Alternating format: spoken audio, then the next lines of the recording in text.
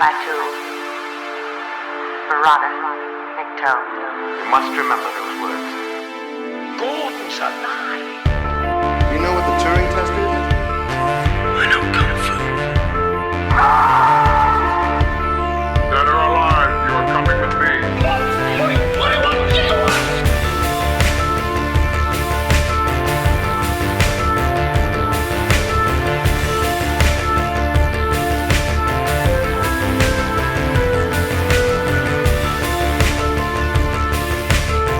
My God, it's full of stars. Ladies and gentlemen, welcome back to Stories Out of Time and Space. I'm your regular host, Scott Weatherly, and as always, I'm joined by Julian Darius. Julian, how are you doing? You okay? I'm doing great. How are you, Scott? I'm good, mate. I'm good. We are at the mid-season point. We're halfway through season 4, and this is quite an epic season. We're going 24 films, starting from 1930, going all the way up to 2020. So we thought we would take a bit of a breather halfway through and recap and bring people up to date with what we've done so far in season 4. So we're going to go back, as you've probably known, with our other season recaps, and we're going to give scores to films, and we're going to discuss any other thoughts that have come up since we watched the films. And I think we should give a quick rundown of the films we're going to talk about as well. But anything, Julian, before I do, anything that's going to sort of, is there any shockers? Are you going to, we in the 100th episode, we talked about some of our past scores. Are we expecting any exceptional highs or exceptional lows, do you think, in this block?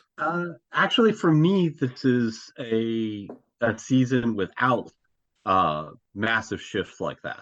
I think, looking back, every season one of us had a new high or a new low. And for me, that's not true.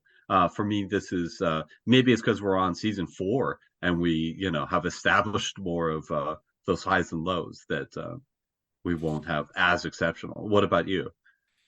No, it was interesting. I don't think I have an exceptional new high or a new low, actually, but I was finding it was very middle.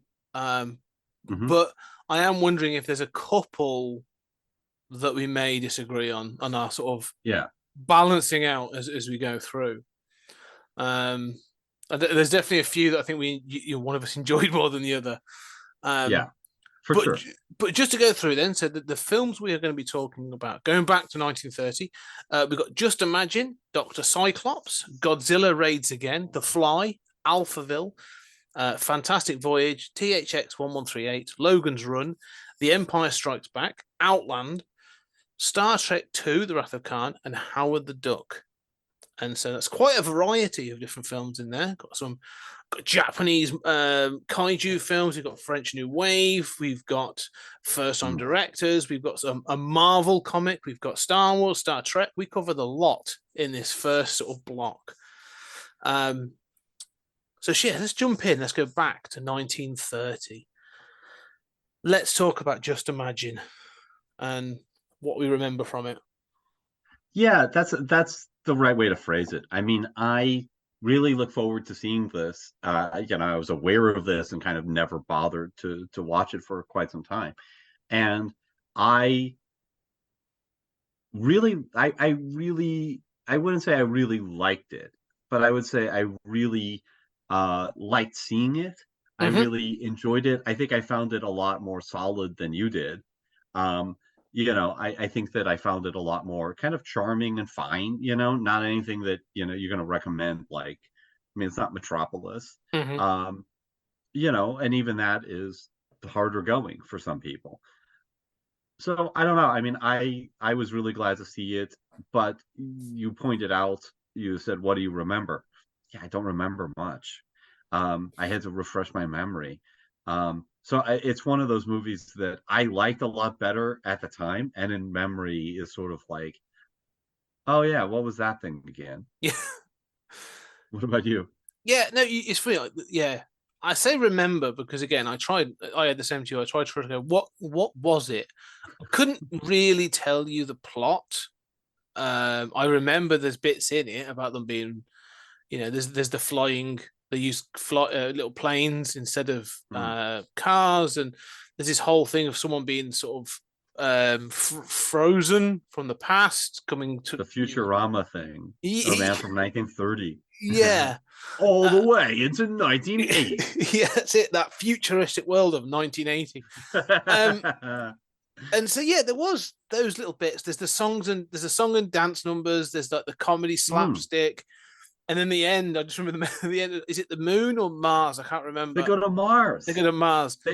They have the pilot, right? Who's like that great pilot. He's the only one who can pilot them to Mars. That's right, yeah, and that's what I remember. So I remember them going to Mars, and there being this whole sort of like tribal culture on Mars and sort of thing. So like, yeah.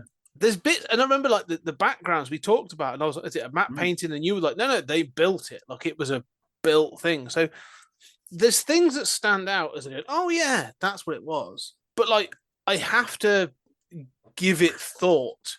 It's not like, oh yeah, just imagine. That's like I said, I'm going to recommend it. And it's interesting to sort of see where their sci-fi was in 1930 and where their heads were at, and a future world is a reflection of where they were in 1930. But yeah, I don't know. Like you say, if I was to say go back to 1930, the early 30s, and here's a film, I think like I still feel like the Universal monster movies sort of stand the test of time better. So yeah, it's not one I think I will be promoting as a staple of sci-fi history. Yeah. I mean, I think it's worth seeing, but I think it's sort of like it's better in shots and scenes. Yes. Right. I mean, even more than scenes, just shots. Like you were talking about the buildings, and I mean, there's some of the sort of like walking on the flying cars and stuff, that's like all of this stuff you could probably, like in a history of science fiction movie, a documentary, use clips from this, and we would watch it and go like, that looks like such an awesome movie. I can't believe I haven't seen that. I've gotta watch that. And then we'd watch it and be like, what was that fucking mess of a thing? It's a comedy musical that goes to Mars, but also has, I mean, so many plots. So I don't know. I mean, I have very mixed views. I ultimately gave it a 6. It's fine. I'm sure that's higher than you're going to give it. Well, I was umming and ahhing on this because I do remember bits and pieces of it, and I do remember, those things that did stand out, but I could never go back to it and go, I've got to sit through that again. I mean, it's not long. It's not a long film, but like, I eventually gave it a 4.5. Okay. Just because of that. Yeah, because of that. I mean, I think that is, I'm looking at my listing. That's not, it is the lowest. It's the joint lowest. Let me put it that. There's another lower in there. So we'll get to that. But from there, so you give that a 6. So we've got 6 or 4.5. So we're sort of starting middling road. Yeah, I mean, we already have a sort of discrepancy between us. I mean, we're usually closer than a 1.5. But... Yeah, no, but we jumped to 1940 and Dr. Cyclops. Well, and this is a good example of sort of that, Universal monsters kind of plot. I mean, it holds up fine. This is kind of like your, like, sort of copy of a copy of a copy of a copy of that movie, it feels like it. Yeah, no, this is hugely derivative. Even in 1940, it feels it. However, much like you found Just Imagine charming, I think I found there was something charming with Dr. Cyclops. And the fact there's like the ridiculousness of sort of like, this scientist in the middle of the jungle using a pit full of radiation, sort of radioactive material for a shrinking ray and all this other stuff. But then like when they did it, like, when they were actually shrunk and stuff, like the big sets and they do all this other stuff, like it's pretty, some of it was pretty good. I mean, I remembered it and I enjoyed. some of the stuff. And although it is clearly derivative, I think I still found this kind of fun. Like it's a silly, pulpy 40s adventure film. That generally makes no sense, but yeah, I actually I did enjoy it. What about you? No, I mean, I feel the same way. I mean, I feel like it lives in the pulpy sort of sets. I mean, them running around. I remember more of this than I do Just Imagine. Although I think, Just Imagine is a better film for me. Mm. It's doing more things that I haven't seen before. It's, much more ambitious. Is it a bigger failure? Yes. I mean, look, between the two, Just Imagine it's like the big blockbuster sci-fi movie that's like doing these amazing things and doesn't really work. Mm. And Dr. Cyclops is like the low budget, like, let's crank another one of these out.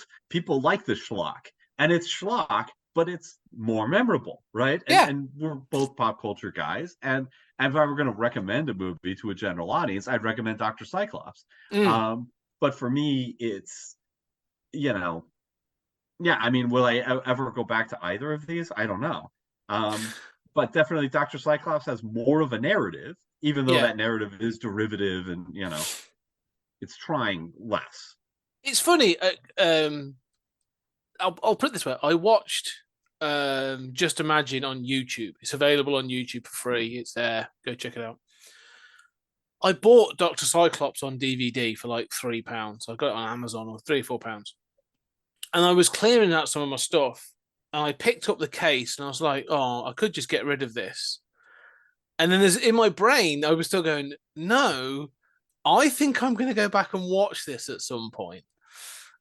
There's something kind of, Land of the Giants and all that kind of sort of film, The Shrinking Man, and I kind of like those kind of films. There was something kind of charming about this.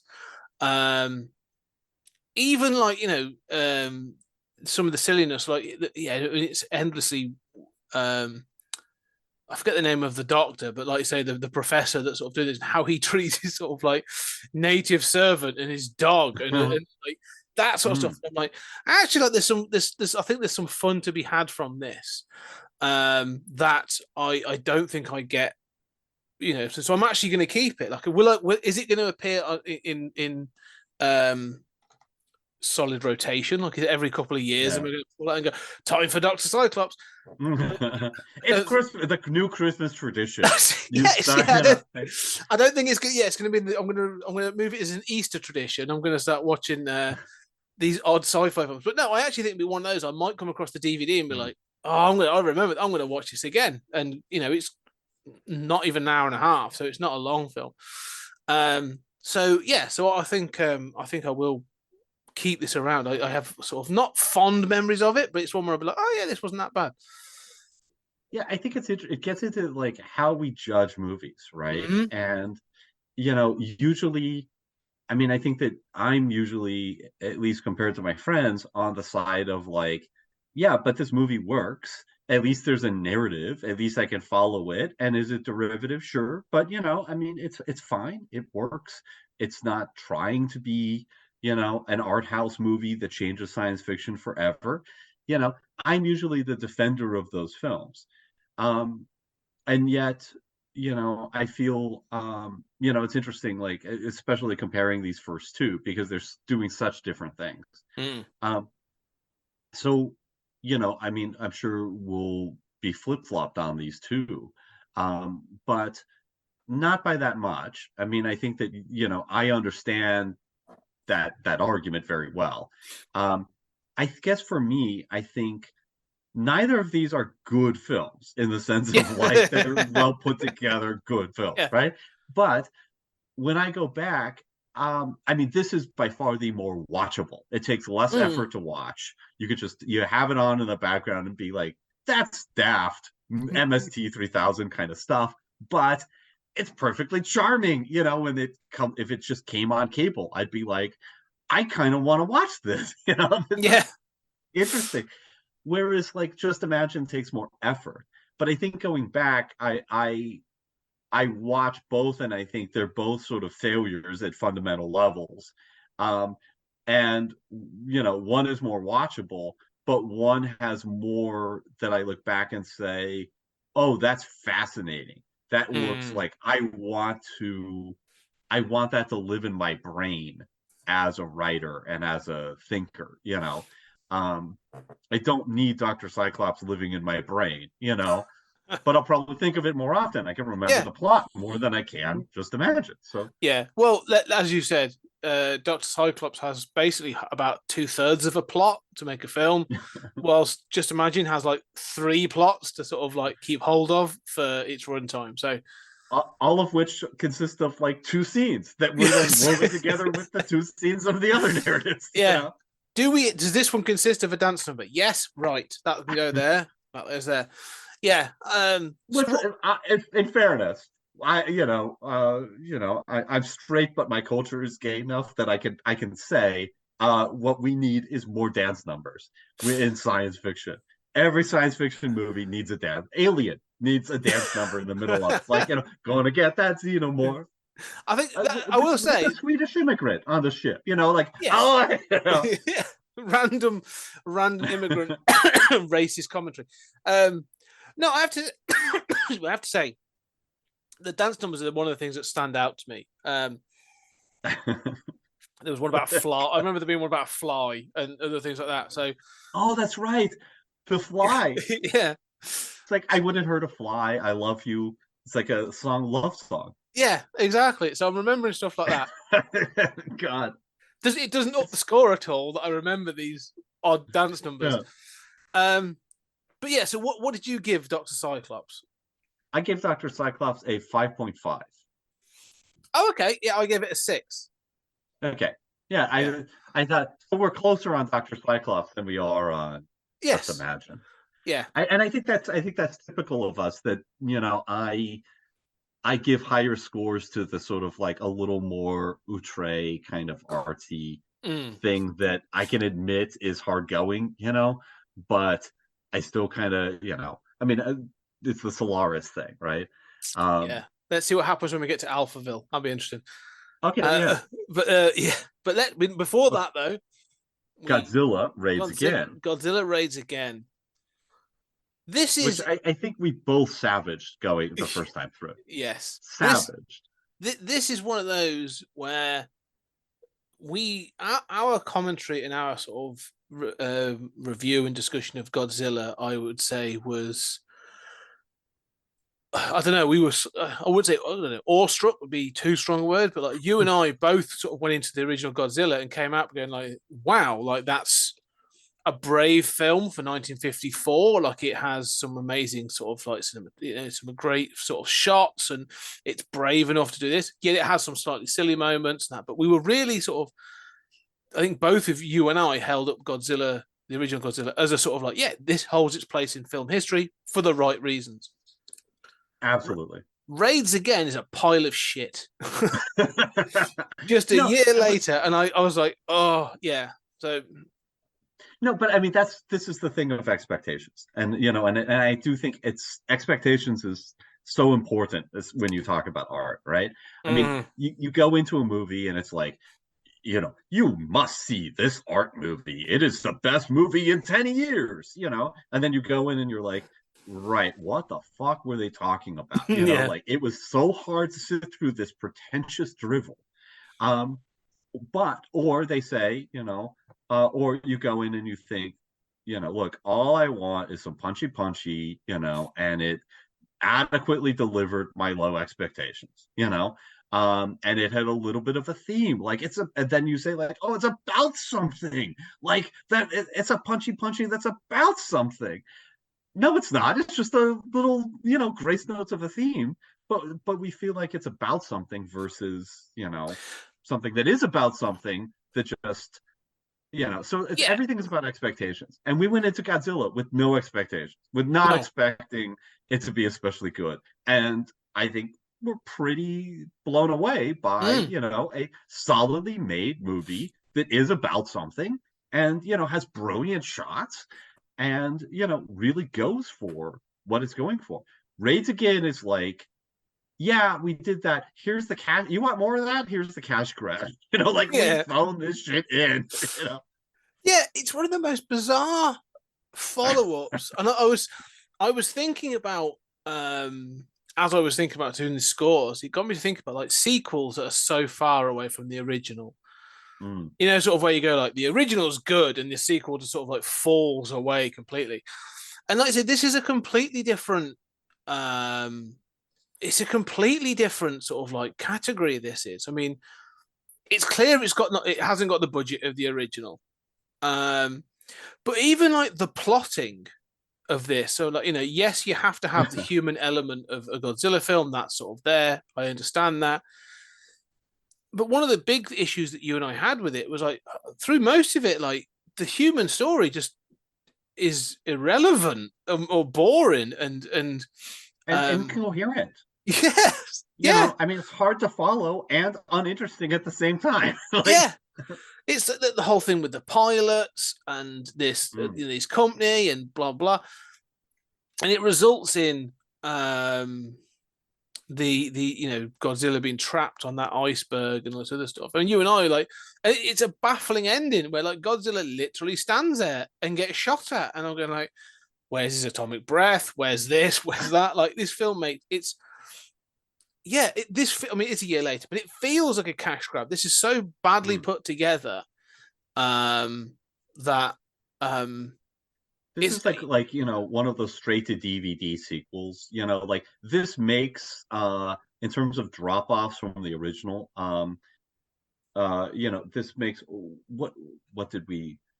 Have you ever seen the sequels to Starship Troopers? Yes, I've seen I've seen 2 and 3. Yes, yeah, this is like straight to DVD. This makes those look like thoughtful artistic expressions. Yeah, it is. Yes, it is. It's a bizarre sort of follow up, and the fact that I mean, it must have made money, and but what's more disappointing in many respects. Well, I don't know. It depends, but like it depends how you take it. Is this then becomes the template for every Godzilla movie coming forwards? Like, oh, yeah, Godzilla fighting another monster is what we've taken from this, and that's what we're going to go forward with. So, you know, I don't know what the name of the era is because they've got different eras of you know. This is the early era Godzilla. Godzilla Raids Again has more influence over the rest of the Godzilla franchise than the original Godzilla film. Yeah, no, that's absolutely true. I mean, we've talked about how sort of franchises kind of get kind of become their own parody.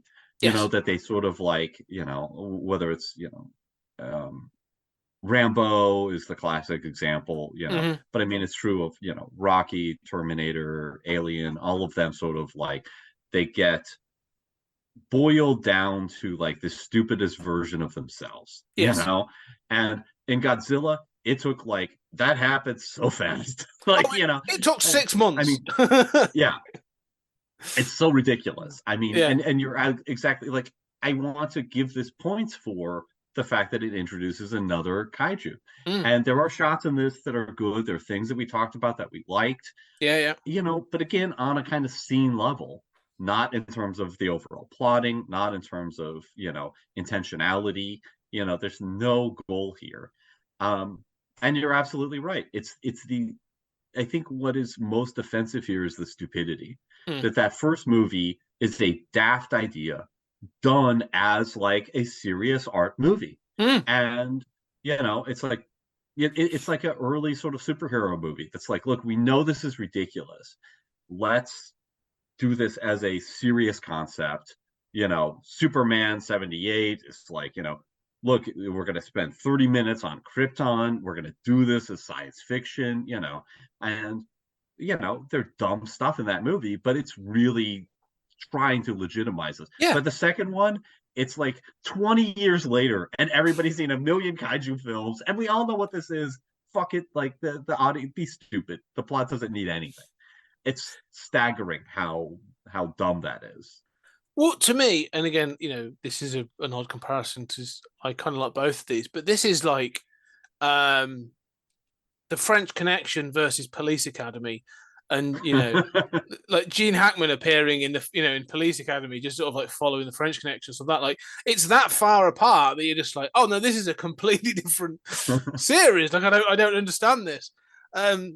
Yeah, and I know that there is more of this, and they've on several occasions they've tried to boil it back down too. I think there was the Godzilla of the 80s, and then which again tries to get back to that original theme of the first film, and Shin Godzilla from the 20s, recently. Yeah, more recently sort of does the same, and is actually a quite successful film. It's the intermittent ones where they're just sort of like, yeah, we're going to just have Godzilla fighting things, and you go, okay. And that obviously results in like Pacific Rim and all this other stuff, and you go like, okay, fine, that's what we've got from this is punchy, shooty. Invent a new guy in a foam suit for him to fight. Yeah, this is the movie that takes that. Because really the first Godzilla movie, it is a monster movie, but it's really a disaster movie. It's really a horror movie. This is, I watched that movie. What the audience wants is guys in foam suits. Let's give it to them.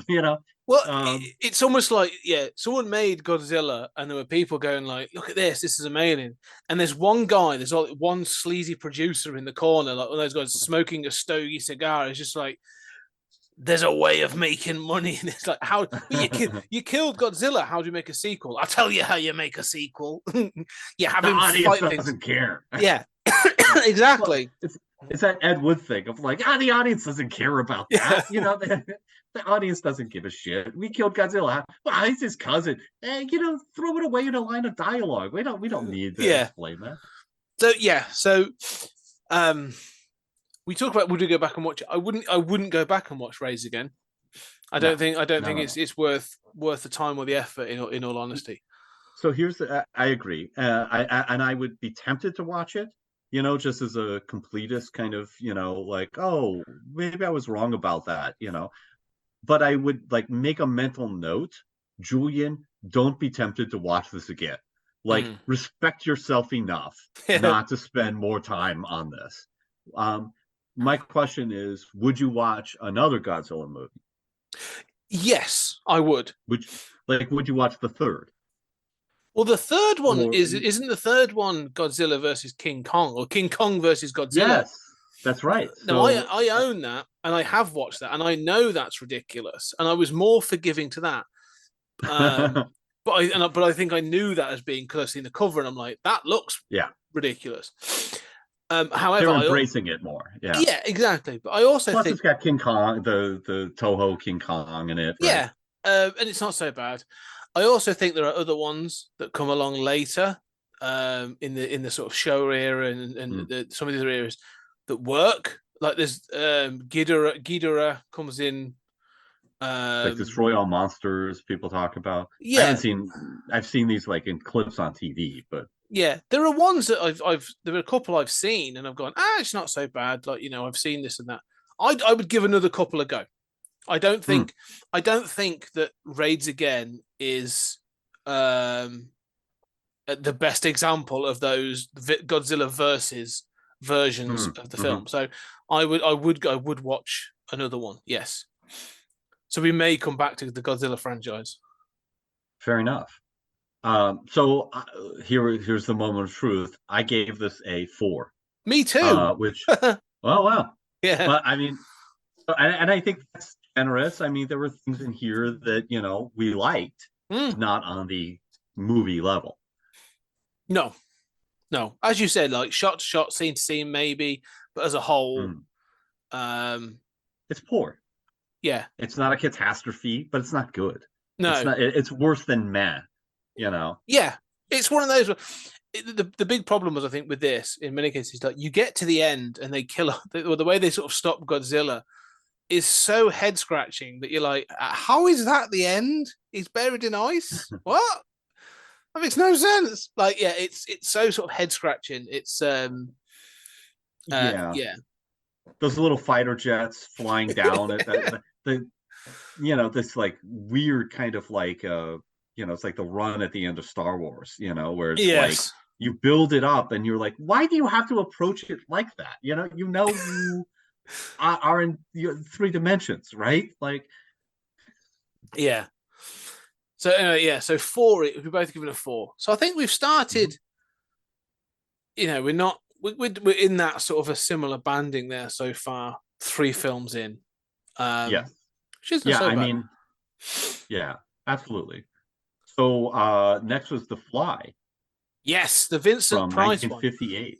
So Yeah. I knew this film before going in. I'd watched this before we'd sort of before we watched it for this thing, and I'm obviously a big Vincent Price fan, and so I was going in going, yeah, I know this film and I enjoy this film. I was, but I wasn't expecting you to enjoy it. Actually, I was kind of surprised, but you came Really? in.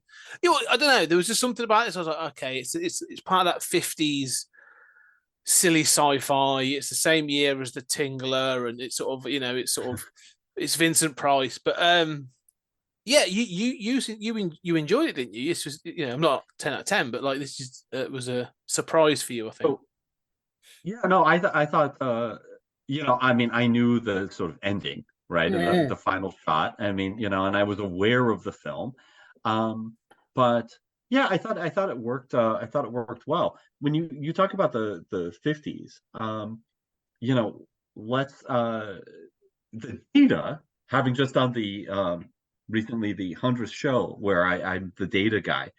So let's talk about the 50s. When we did the 50s block in season 3, I think that I had slightly higher ratings than you did. So 5 versus 5.5, 6.5 versus 6 for me. So 4.5 versus 5 for me, 6 versus 5.5, then 4.5 Earth versus Flying Saucers to 5.5. I'm a full point up. 6.5. So we're around the same. But I think no, actually we're right 5.5, 5.5. But I feel like I kind of have the impression that overall I'm maybe a little more forgiving of the 50 stuff than you are, just ever so slightly. Yes. Yeah, quite probably. Yeah. And I I may think be a little more charmed by like the Earth versus the Flying Saucers kind of silliness. Like, well, there's like an Americana to it as well, isn't there? Because yeah, there are very sort of there was a very sort of like gung ho-ness to some of them, which is cool. It's part of that. Some of the stuff I kind of liked. But the Fly, the weird thing about the Fly is like it's set in this sort of very small kind of world. It's sort of like you say, it drops you into the mystery straight away. Who kills this guy, and then sort of like then you get the backstory and stuff. And I even like some of the effects when you actually get the reveal of the fly head and the arm and stuff like. And how he's trying to keep his wife at bay. He's saying to her sort of like, run, like I can't control this. And the more I think about this, on par with the 80s version, sort of the Cronenberg version, which is a very, very different film, but isn't in the same sense. It still has, this thing of him trying to send his wife away, saying like I can't control. He has to write it because he can't talk anymore. There's a similar bit in the Cronenberg one where Jeff Goldblum, Brundlefly, gives this whole thing about insect politics and how brutal it is, and sort of like how he sees sense in it now and stuff, which is kind of menacing and stuff. So yeah, no, they're very different films, but I do really enjoy this film. It's a solid and interesting film for me. Well, and I love the way it starts as a murder mystery, as you reminded me. This sort of like it has a hook, and I think the comparison really should be between The Fly and Dr. Cyclops. That they're both kind of mad scientist movies. Yes. Neither is really breaking new ground, except both in special effects. Both were doing something pretty new with special effects, but both are sort of like low budget, conventional, very conventional narrative. But Dr. Cyclops sort of still fails as a narrative, right? Is sort of like oddly not pounded out, and whereas The Fly works. And The Fly sort of like, it's not shooting for the stars. It's not really trying to. I mean, I'd like, we could do a whole show where we talked about like the presentation of marriage across these various sci-fi movies. Yes. But that's not its intent. Its intent is a murder mystery that turns into a kind of mad scientist who, isn't really a bad guy. And, it works. It's like totally pounded out. It works great as a narrative, I think. Yeah, no, and I think they say because it has that sort of, the pacing works kind of well. Like, you're supposed, this film is called The Fly, so you know that it's going to get to that point, but it's not going to give you everything at once. And I like the fact as well that, like you say, it's it could be gorier, like it hides a thing, but it still shows like, this guy's head's been squashed by his press, and they're sort of there looking at it. He's like, no, his head and his arm have been completely like minced, and they're just like, oh well, yeah, this is, who could have done this. And the fact that they determined there were 2 attempts, and so one of them, they went for it, and I like that when Vincent Price is like, no, this thing has been used twice, and it's sort of, see, it's not just killed once, they did it a second time, like they showed how brutal or something this was. And so yeah, it sets off on the right tone, and it never goes, although this is clearly like a B movie, it's sort of it's still slightly elevated above being just a silly B movie, I think, because of some of the ways it does things. It still has ridiculous moments, like when he fails to sort of materialize the cat and you can hear the meow coming out of the ether, even sort of like, it's like, oh, that's just like ridiculous. But I like the fact there's a version of that where they discuss that more that would be better. Yes, yeah, but I also like that there's little things along the way that show the success, like when he first teleports the plate, and he brings it out, and she says, oh, that's funny, that like made in China, wherever it is spelt backwards, and his instant response is like, that's not good enough, like that's a problem, and he just goes off to think about it and leaves his wife and stuff, and then it's sort of, when it's a success, he transports the bottle of champagne and the label's the right way around, and he's like, look, I've done it, it's a success and stuff. So I like those moments in this film. I think there's some little moments that are very clever and very good. And then obviously it's got the very well-known reveal at the end of it and stuff. So no, I am a fan of this film, I think. Yeah, and I mean, I would say it's still a sort of stupid monster movie. Oh, yeah. But it's, I mean, like, and it's got some of the same problems. You talk about the cat. I mean, it's also like, how did you develop this technology? He seems to have no idea of how his own device works. Like, the version, if we're gonna do an episode on marriage, let's do an episode on like the presentation of science. It's like scientists are just like creative people that just throw some shit together and hope for the best. And sometimes it's a teleportation machine. What's interesting is the remake has some of that too. I mean, it's just that there's no sense of the science behind that. It's just that it's a better actor, who's able to really be weird, and so you kind of forgive it. I think I agree. I think the Brundle, Seth Brundle presentation of it is definitely that sort of like almost, but they take him almost like a troubled artist, don't they? Where he's sort of like, it's a genius in his head. Like he can't explain the way they do. They give it to Seth Brundle and Jeff Goldblum, which is, I think, why his performance works. Is you could never understand what goes on in his head. Do you know what I mean? Like he can't articulate it because even he doesn't fully understand it, and he doesn't want to. He doesn't want to explain it because he even gets parts for the pods from different manufacturers, like they don't know what they're making and stuff, and so they try and hide it in some of that sort of stuff. But like you say, with this, it's clear. Like I think he even expresses it in the 1958 version when she sort of asks him. He's like, I don't really know how it works. That's right. Yeah. And you're just like, what? Surely you should know the science before you build it. And this will change humanity. Like this is, there was like, it's like a printing press level invention in human history. And it seems to have just been done with, glue and shoestring and a prayer. Yeah. Could you replicate this? But, maybe. I don't know. Yeah, we'll see. No idea, what black magic went into this. Yeah. but but again, it's I mean, there is sort of like, how do you account for difficulty, right? Mm. Like in these ratings, like, um, just imagine it's really swinging for the fences, and it fails remarkably, but it's swinging for the fences. Like Doctor Cyclops and The Fly are not swinging for the fences, No.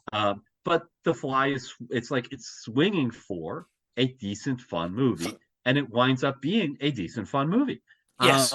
This is an audience pleaser. That's what it's a 50s Yeah. audience pleaser. And you're right. And It's a monster. Godzilla is swinging for a decent, fun movie and falls on its face multiple Yes. times. Yes. Slips on its iceberg.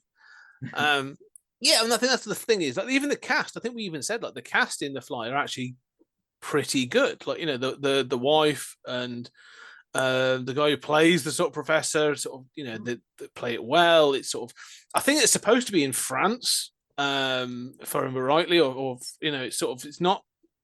It's even seems to be set a little earlier because of the way they're dressed and stuff like. Yeah, Vincent Price, I find entertaining it. So no, it works. It's just one of those things. Like, yeah, it's a pretty good film.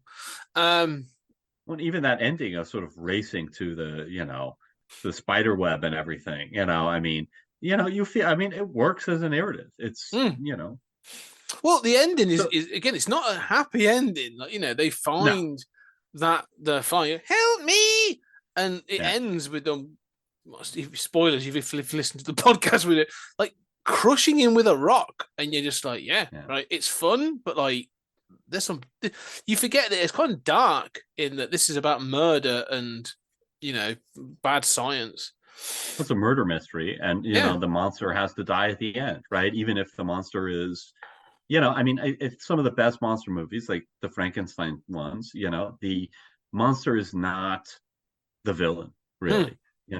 And that is certainly a dynamic that's at play here. Yeah. It's a different twist on the mad scientist, and it's a different twist on the monster. Yeah. So for me, I gave it a 6, which for me is exactly in that realm of, it's fine, it's not swinging for the fences, and it is very good at what it does, which is, be a perfectly fine, entertaining movie. I gave it a 6.5. Yeah. Again, where I was like, I think I'm just up on that sort of the funness of it. Yeah. Totally fair. Yeah. Makes sense. Yeah. So I think, now we come to Alphaville. Yes. So we go from fun, entertaining sort of like audience pleaser to French New Wave spy mystery. 1965 Alphaville.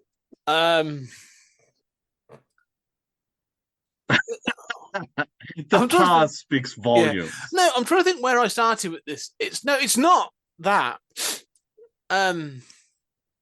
This film was one of those odd ones where, again, I didn't know what to expect. It was a bit like the Solaris situation where, I didn't know what to, I knew it's French. So I'm watching the subtitle version, and that voice, the voice over that starts this film, is so weirdly distracting that I was like, I remember for the first couple of minutes going like, what the hell is this? Like this better I better not have to suffer through this voiceover all the way through the film. And luckily you don't. Like, it's there and you understand, you finally realize what it is, what that voice is and stuff, and it makes more sense. But this is an odd one. I struggled with it took me a while to get the narrative of this film, and not just because I was reading the subtitles, but like the whole opening bit where he goes to the hotel and then he's attacked, and then there's like a woman trying to seduce him. And so I was like, you're doing stuff, and I don't know what this film is yet. Like, it's really,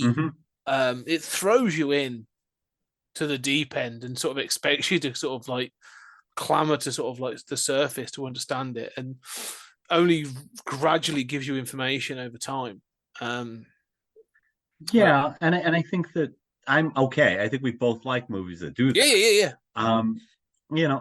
But I think the answers are not fully satisfying here. Yes. The answers are themselves ambiguous, and they're rich, they're interesting, but there's brilliant shots in here. There's Mm. brilliant ideas in here. Undeniably so, I think. But as a movie, it's not really very interested in doing like the narrative, right? The Yeah. stuff that The Fly excels at. And so again, we're kind of in that.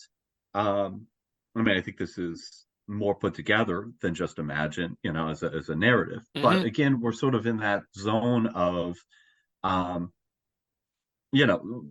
what is the movie doing and how do you judge it? And for me, this is, swinging for the fences in a different way. I mean, it's really an ambitious, different movie, but it's still a failure in key ways. Mm. And so, how do you judge like an ambitious failure versus a movie that is, trying to be primarily fun and tell a decent story and does a good job of it? Well, I think one of the things with Alphaville, it's one of the things you say, it's a bit like with Solaris, it's stuck with me. Like, Mm. like I say, that voiceover, there's a number of shots from this film that really sort of like, for good or bad. I mean, not some of the stuff that stuck with me isn't because it's really good. It still stuck with me. I'm like, I still don't know whether I like that or not. For example, the executions in the swimming pool and Mm. I'm like, and there's a scene that scene where they keep turning to talk to each other and all that stuff. Like I was like, that felt too pretentious. Where that was an over the top kind of moment. But I'm like, when you explained this, we were talking about the indulgence of this society, but it's run by an artificial intelligence. And one of the things is, I'm like, yeah, there's good ideas here, and there are great shots. I mean, there's some really like well done noir, moody looking shots. The guy who plays the main character is like a perfect sort of like noir kind of looking character, like gruff and all that kind of stuff. I love all that, but like you say, it never quite gels to form a coherent whole for me. And if anything, the story itself is probably the most boring part of it. Like, it's good to look at, and there's some great scenes, but like when it comes down to what it's actually about, this missing scientist and this AI, I'm a bit like, oh yeah, Christ, there was something he was meant to be looking for. Like, I forgot about that. Like, yeah, I don't know. I get lost in the visuals of it, and they don't seem to complement the story where I think they should. Yeah, I think that's very fair, and I think that the stereotype of French versus American Mm. film and narrative, right, is that this is your French type of movie, right? Mm. It doesn't have to explain itself. The characters are all sort of like a little cardboard or weird. The shot that's weird that you remember, that's high praise. That even if it doesn't make sense. I mean, we think of like La Dolce Vita and how much of that just doesn't make Mm. sense. It's Mm-hmm. not a traditional narrative, right? But you remember those shots. I mean, they're iconic. And so, from the sort of like continental perspective, that's all high praise, right? That's a Mm. movie doing what it should be doing. And then you have like every American instinct in my body is like, yeah, but we don't care about the character. Tell the fucking story, right? Yeah. Be obtuse, fine, but eventually we need to get into the detective story where he's trying to solve it and we know what's going on. And, I mean, and all of that is sort of conventional and, boring, and, not highfalutin artistic enough of me, maybe from that French perspective. And then, eventually you get stuff like Luc Besson, who's able to kind of like combine the two and Mm-hmm. combine weird French stuff with, with telling the damn story and, having a protagonist that, whether you like or not, at least is the protagonist and you know who Yes. he is and you're following him. So, yeah. No, I think that's true. I mean, I think the thing is, like I say, you're right, and maybe the high praise I give this is there are shots and scenes that stand out, like the interrogation scene. where he's being interrogated by Alphaville, the AI, and stuff like that. And I'm like, yeah, that's cool. That scene is really like it stood with me. Like, it's strangely tense. It's well shot. It's moody, and I like all that. Can't remember what it meant to. I cannot for the life of me remember how it fits into the plot. Mm-hmm. And then I think of the end is this thing where they bring down the AI and the city is apparently falling apart on this other stuff, and I'm just like, what? It's like, again, But you don't feel it at all. No, there's no emotion Right. with it, and I mean, we had that whole thing where it goes into negative, didn't it? It's sort of like, and then people are going all confused, and I'm like, I have no clue as to what is going on, and this isn't because it's a French film; it's because it hasn't, like you say, it hasn't tried to tell me like what. I don't know what the impact is. Like, no one said, well, Alphaville is actually tied into the entire population through some augmentation or something. It's never mentioned. Right. Then all of a sudden, this thing happens. You're like, oh, okay. Right. And is a statement being like, there's that whole concept of the words that have disappeared, right? Yes. That it isn't able to do reliably, right, or consistently, but is a brilliant concept, right? I mean, I love that idea. I've seen other versions of that idea. I really enjoy it. Oh yeah, the dictionary that gets reviewed every year. Yes, that was a fantastic idea. I like that. But again, it's just an idea. Like how, like with the collapse of Alphaville, I sort of think, is this a sort of existential thing, right? As the AI is removed, as their vocabulary and their understanding of themselves collapsing. And I think that's kind of implied, but again, it's all extrapolation on my part. And maybe that's fine. Maybe I'm just being a conventional American and demanding explanations. But I don't know, and that's the thing, isn't it? Like, are we having to fill it? We've talked about this and we've used the phrase before, like, your headcanon. Like, we've watched a film and gone like, well, there's clearly a plot hole, but what I've put into this is this, and this. And so it's sort of like, you need to have, this film needs headcanon. You need to fill in gaps to sort of, because again, like, it talks about where Alphaville is, and it talks about the outside world, but it also considers that it's on a different planet. Even the Wikipedia seems a bit unsure of if it's on a different planet or just different part of Earth, or what's gone on beyond Alphaville. Yeah, that's not good. I mean, these are and again, it's okay to have ambiguity, and there are places where it's not headcanon it's pretty clear where something is ambiguous, but there is a right answer, right? Yes. So-and-so did conspire with that other guy. It's pretty clear. You never see it, but yeah, it's pretty clear that this was the guy is culpable. But that's not the case here. I mean, this is just overly ambiguous. And I think that's a problem. That becomes a problem when you are sort of having to struggle to sort of understand the world. Now, what I would say is, and I think we sort of touched on this, I do like the visuals.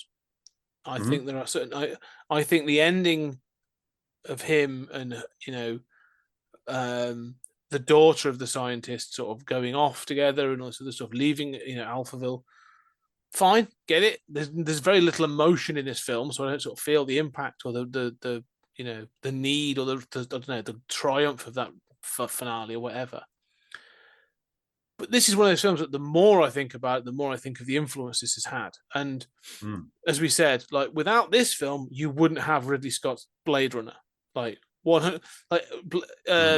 Ridley Scott clearly sat down and watched this and was like, "Oh, I want to do that, but I want to do the American version. I want to do the Western version, or the Americanized version. Bring in Japan as an influence." Yeah. So I mean, that's it. I think Blade Runner is clearly a mixed of influences, but this is most 100% one of them, and I think it should be recognized as that as well. Yeah, fair enough. So, what did you give it? I actually gave this a 5. Okay, I gave it a 6. That's a point difference. That's not so bad. No, I'm surprised. Okay, so for me, it was such a different movie on scale with The Fly. Both got, and Just Imagine. But I mean, I think The Fly and Alphaville doing such totally different things. Like The Fly is aiming low, but doing a really good job of it. This is like Alphaville wants to be an 8 or a 9, but is flummoxing and kind of coming in at a 6. Yeah, I agree. And Yeah. the reason I gave it a 5 is because of, I'm like for narrative. Like I like Mhm. a well-structured narrative, and I don't mind an artistic film, and I love some of the visuals in this, and there are moments when it looks fantastic and it's really well shot and the ideas are good, but as you said, it's almost like they don't care enough about the story or the world they're trying to build to actually sort of have something that's cohesive, that could be tied up in some dialogue or something else that would explain a lot more. So that sort of just frustrated me. It's that frustration that brings down the score for me. Fair enough. Well, on to 66, the following year, a very different movie. Fantastic Voyage, another miniaturization movie, right? I mean, Yeah. Dr. Cyclops has that. This is a big budget American film. But I think we were both surprisingly untaken by this. And I say surprisingly because, I mean, I grew up with this film as kind of iconic, you know, and, it's referenced everywhere. I mean, you do see clips from it all over the place. And yet the film itself is so disappointingly nothing. Yes. Yeah. I 100% agree. It's one of those odd ones where, again, I've heard about this. It's in all those lists of sort of like, most influential science fiction films of all time. Like it'll be noted or something. And I had in my head that this was a Disney film, or that it was like a family film. I thought this was like a family friendly sort of like Sunday afternoon adventure film. And then watching it, I'm like, no, this is clearly isn't that at all. Like they've gone for something different. This is trying to be a more serious science fiction film, but it never quite reconciles itself with the slightly silly nature of the mechanics of what it is they're trying to do. And so yeah, I don't know. It's just such a. I remember this film, but again, like none of it feels worth remembering. Yeah, that's a good way of putting it. For me, it feels like so paint by numbers. It feels like a script that was assembled by a committee, out of mostly the need to prolong the plot, and invent another complication.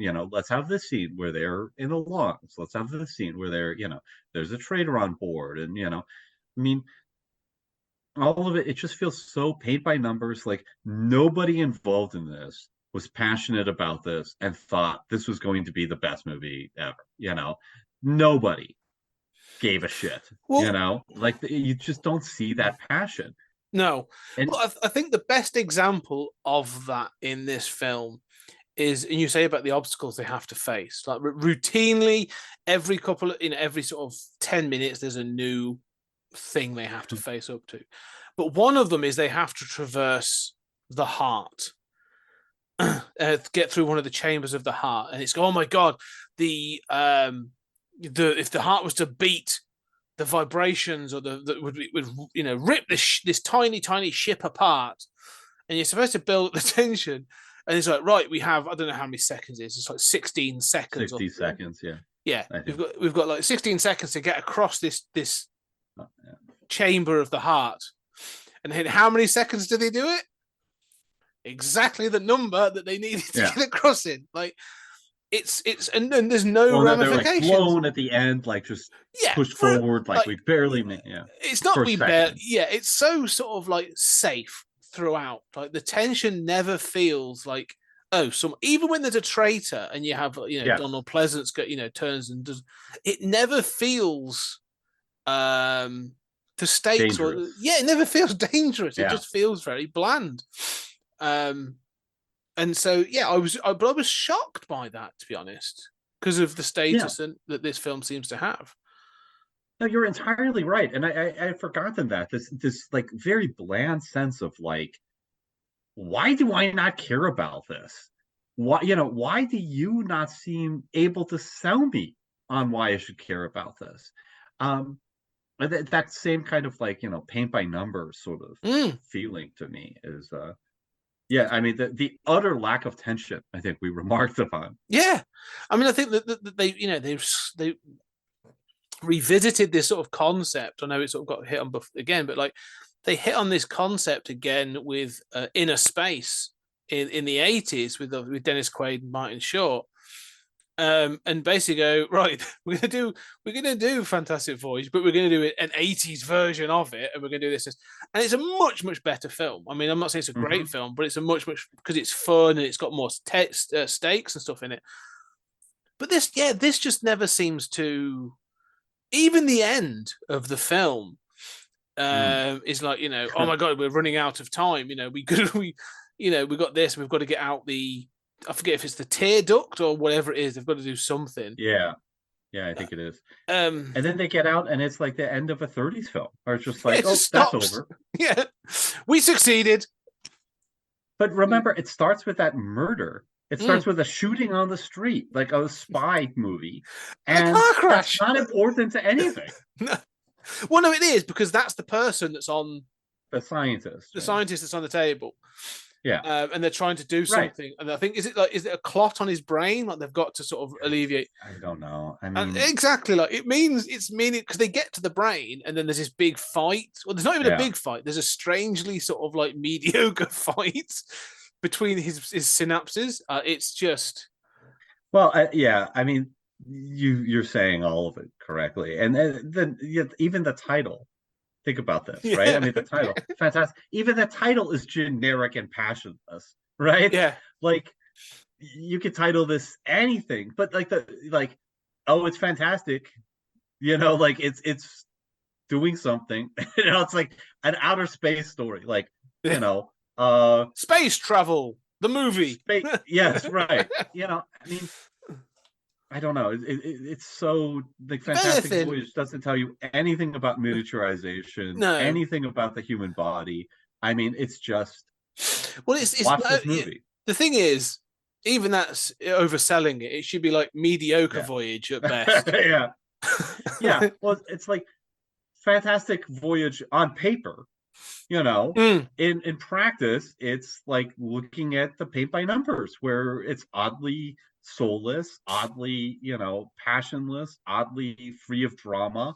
Like you're watching actors go through the motions of things that should be affecting to you, and looking at a fantastic vista that should be affecting to you, and none of it is. Yeah. Well, one of the things I would say about this, and it's talking about it now and us touching on going back and thinking and considering that 50s block that we did. This feels like a 50s film that they couldn't make in the 50s because of special effects and budget, and people wouldn't pay for this kind of film. But I think this would have been better in the 50s, because I think you'd have had sort of like a more sort of like square-jawed, rough kind of hero, and you'd have had sort of like, it would have been a bit more diverse in that sort of thing. That would have been a bit more fun, This just feels so safe. And it'd be dialogue like, "You stinking traitor," and punchy. I mean, I kind of see what you're saying. Yeah, it'd have been a bit more gung ho, where this was sort of like, this is just this. I don't know why. Because they clearly tried to have. They want to have their cake and eat it, I think, is what they want. Is in the sense of, you have the spy. Both you and I commented that the opening of this film is possibly the best bit, because you're like, oh, cool, an interesting car crash and a chase and gunfire, and then that sort of stops. But then the actual miniaturization of the ship is weirdly well considered. It makes no real sense, but there's like, okay, we can only shrink you so far, so we're going to shrink you. Then we're going to put you inside a massive syringe, and then we're going to shrink that, and they're going to have this. So like, there's sort of like an odd level of thought given to it. So they keep wanting to be almost thoughtful and considerate, but they don't want to acknowledge the camp of it. Do you know what I mean? And it's almost like, no, if you acknowledge the camp, if you actually give us what, the camp of this, it would actually be a lot more successful. Mm-hmm. You need that's not wrong. Yeah. I mean, the Archer version of this is far more fun. Yeah, I mean, and I don't know. I don't know what to say about it. It's very strange. It's oddly boring. Yes. That whole. I mean, like, you're right that that's considered, and it's interesting, and I have a lot of patience. But it's like, imagine if, how people mock Star Trek the Motion Picture as like, thanks for the 15-minute pan over the Enterprise. It's like, just seems so self-indulgent. Like, you are so in love with yourself, and it works for me more or less. But I mean, we can understand why it wouldn't work for somebody else, and it is worth mocking, playfully. This is like, imagine if your miniaturization sequence is a 15-minute, slow exploration of miniaturization, but there's no emotional connection to the Enterprise. It's like, watching paint dry or something. I mean, and I've got the patience, to get through it and appreciate it from a logical standpoint, as you say, but it just seems, how can that be the same movie that opens with a shooting on the street? Yeah, it's very bizarre. Well, I think you and I both concluded that is a later edition, because it looks completely different. It has a completely different tone and everything. Like, it almost feels like they showed this to someone. There was someone like, who the hell's that on the table? And they were like, oh, yeah, we should explain that. He got injured. Yeah. Like, I don't know. It feels like a much later edition. But don't forget, the Soviets have this technology too. This is the world of this does not even make sense, right? It's like the 60s. It's like The Man from U.N.C.L.E., or the Avengers, except like the Soviets have this technology too, and we're going to focus on this weird. And it clearly does take place in that sort of like 60s spy era where everything's got a little dose of that. Well, it wants to throw that in. And this is where I actually think, like, whoever made, I'm assuming you've seen Inner Space. I mean, it was a bit, they clearly took this and they took many of the complaints that we're saying, increase the sort of the tension, make it more of a dramatic story, take it out of the laboratory. So, like, Martin Short, there's a whole traitor thing at the beginning. Martin Short gets injected in the street. Then the Russians get involved, and there's all this other stuff. Like, there's way more involved. It's way more involved. It goes, oh no, shrinking's silly. We know it is, so we're going to go with that. But we are still going to have to, really push the special effects to show you what the inside of the body looks like. And we're going to keep legit, at least for some parts, we're going to keep sort of internal logic around where we're going to be in the body. And this sort of, this is almost like a Prototype. For that, like a first draft, and someone's gone, right, now let's make it fun. Well, I mean, Inner Space does not have the cult status that this does. It's never, I saw it in theaters as a kid, because I'm a very old man, and it never, so it's never replayed anywhere. It's never on any of the cable stations. It's almost forgotten. Guess what's going to be in season 5? Yeah, pretty much. Right. So I gave Fantastic Voyage a 4. Oh wow, okay. I gave this a 4.5. Okay, well, we're close. Yeah. I mean, so interestingly, I gave both Godzilla Raids Again and Fantastic Voyage a 4. I think I actually originally had Godzilla Raids Again at a 4.25, and you've got Fantastic Voyage at a 4.5 versus 4.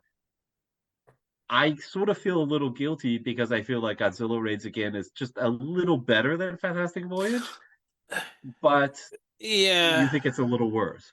I think it's because I think there's the visuals again of Fantastic Voyage. Like there's things I can point to and go, I can see the influences of this.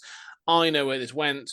Well done for the special effects. Like some thought was at least given to sort of the set design, and some people worked really hard on the costuming or the sets or the design and stuff like that. I can't say that about Godzilla Raids Again. Like, Yeah. and then you get to the ending, and I'm just like, nope. The old iceberg thing just drives me mad. I'm out.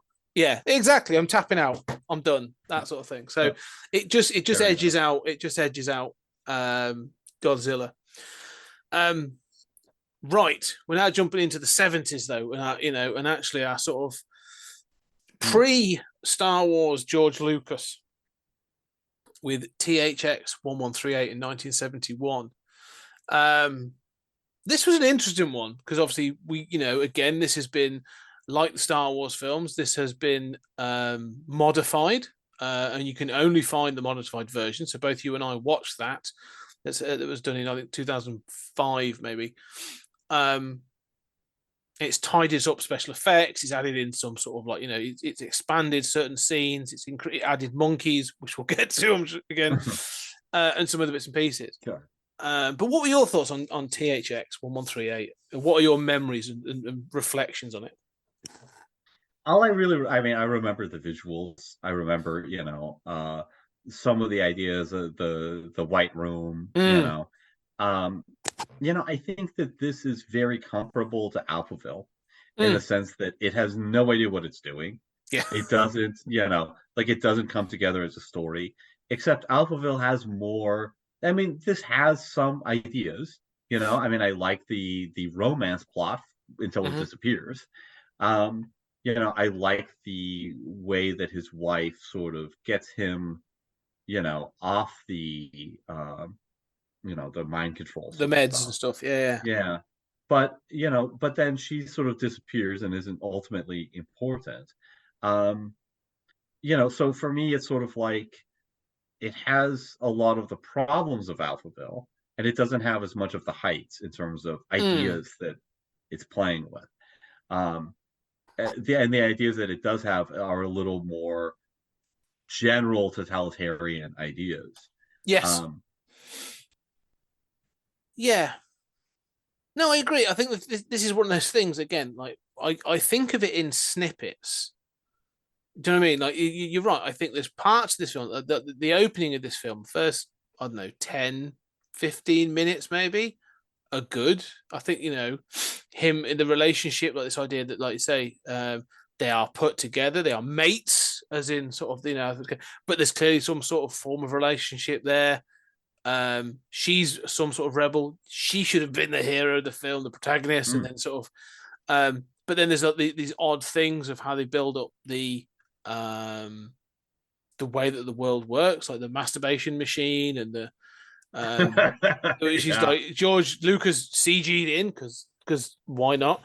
And other things like that where you go, oh, this is a weird world. Like it's a brain dead world where, but then it's sort of like you say, then it starts to overflow with ideas, and you get like the religion booths, and then you get the robot police that may or may not be robots, and then it's like, oh, and then there's this, and then there's this other idea, and then then we're going to have profit versus loss calculations on all decision making sort of things, and so on and so forth. Like it just keeps going with ideas, and you're at some point you're like, yeah, there's some really, really good stuff in here, but again, like someone needed you to stop.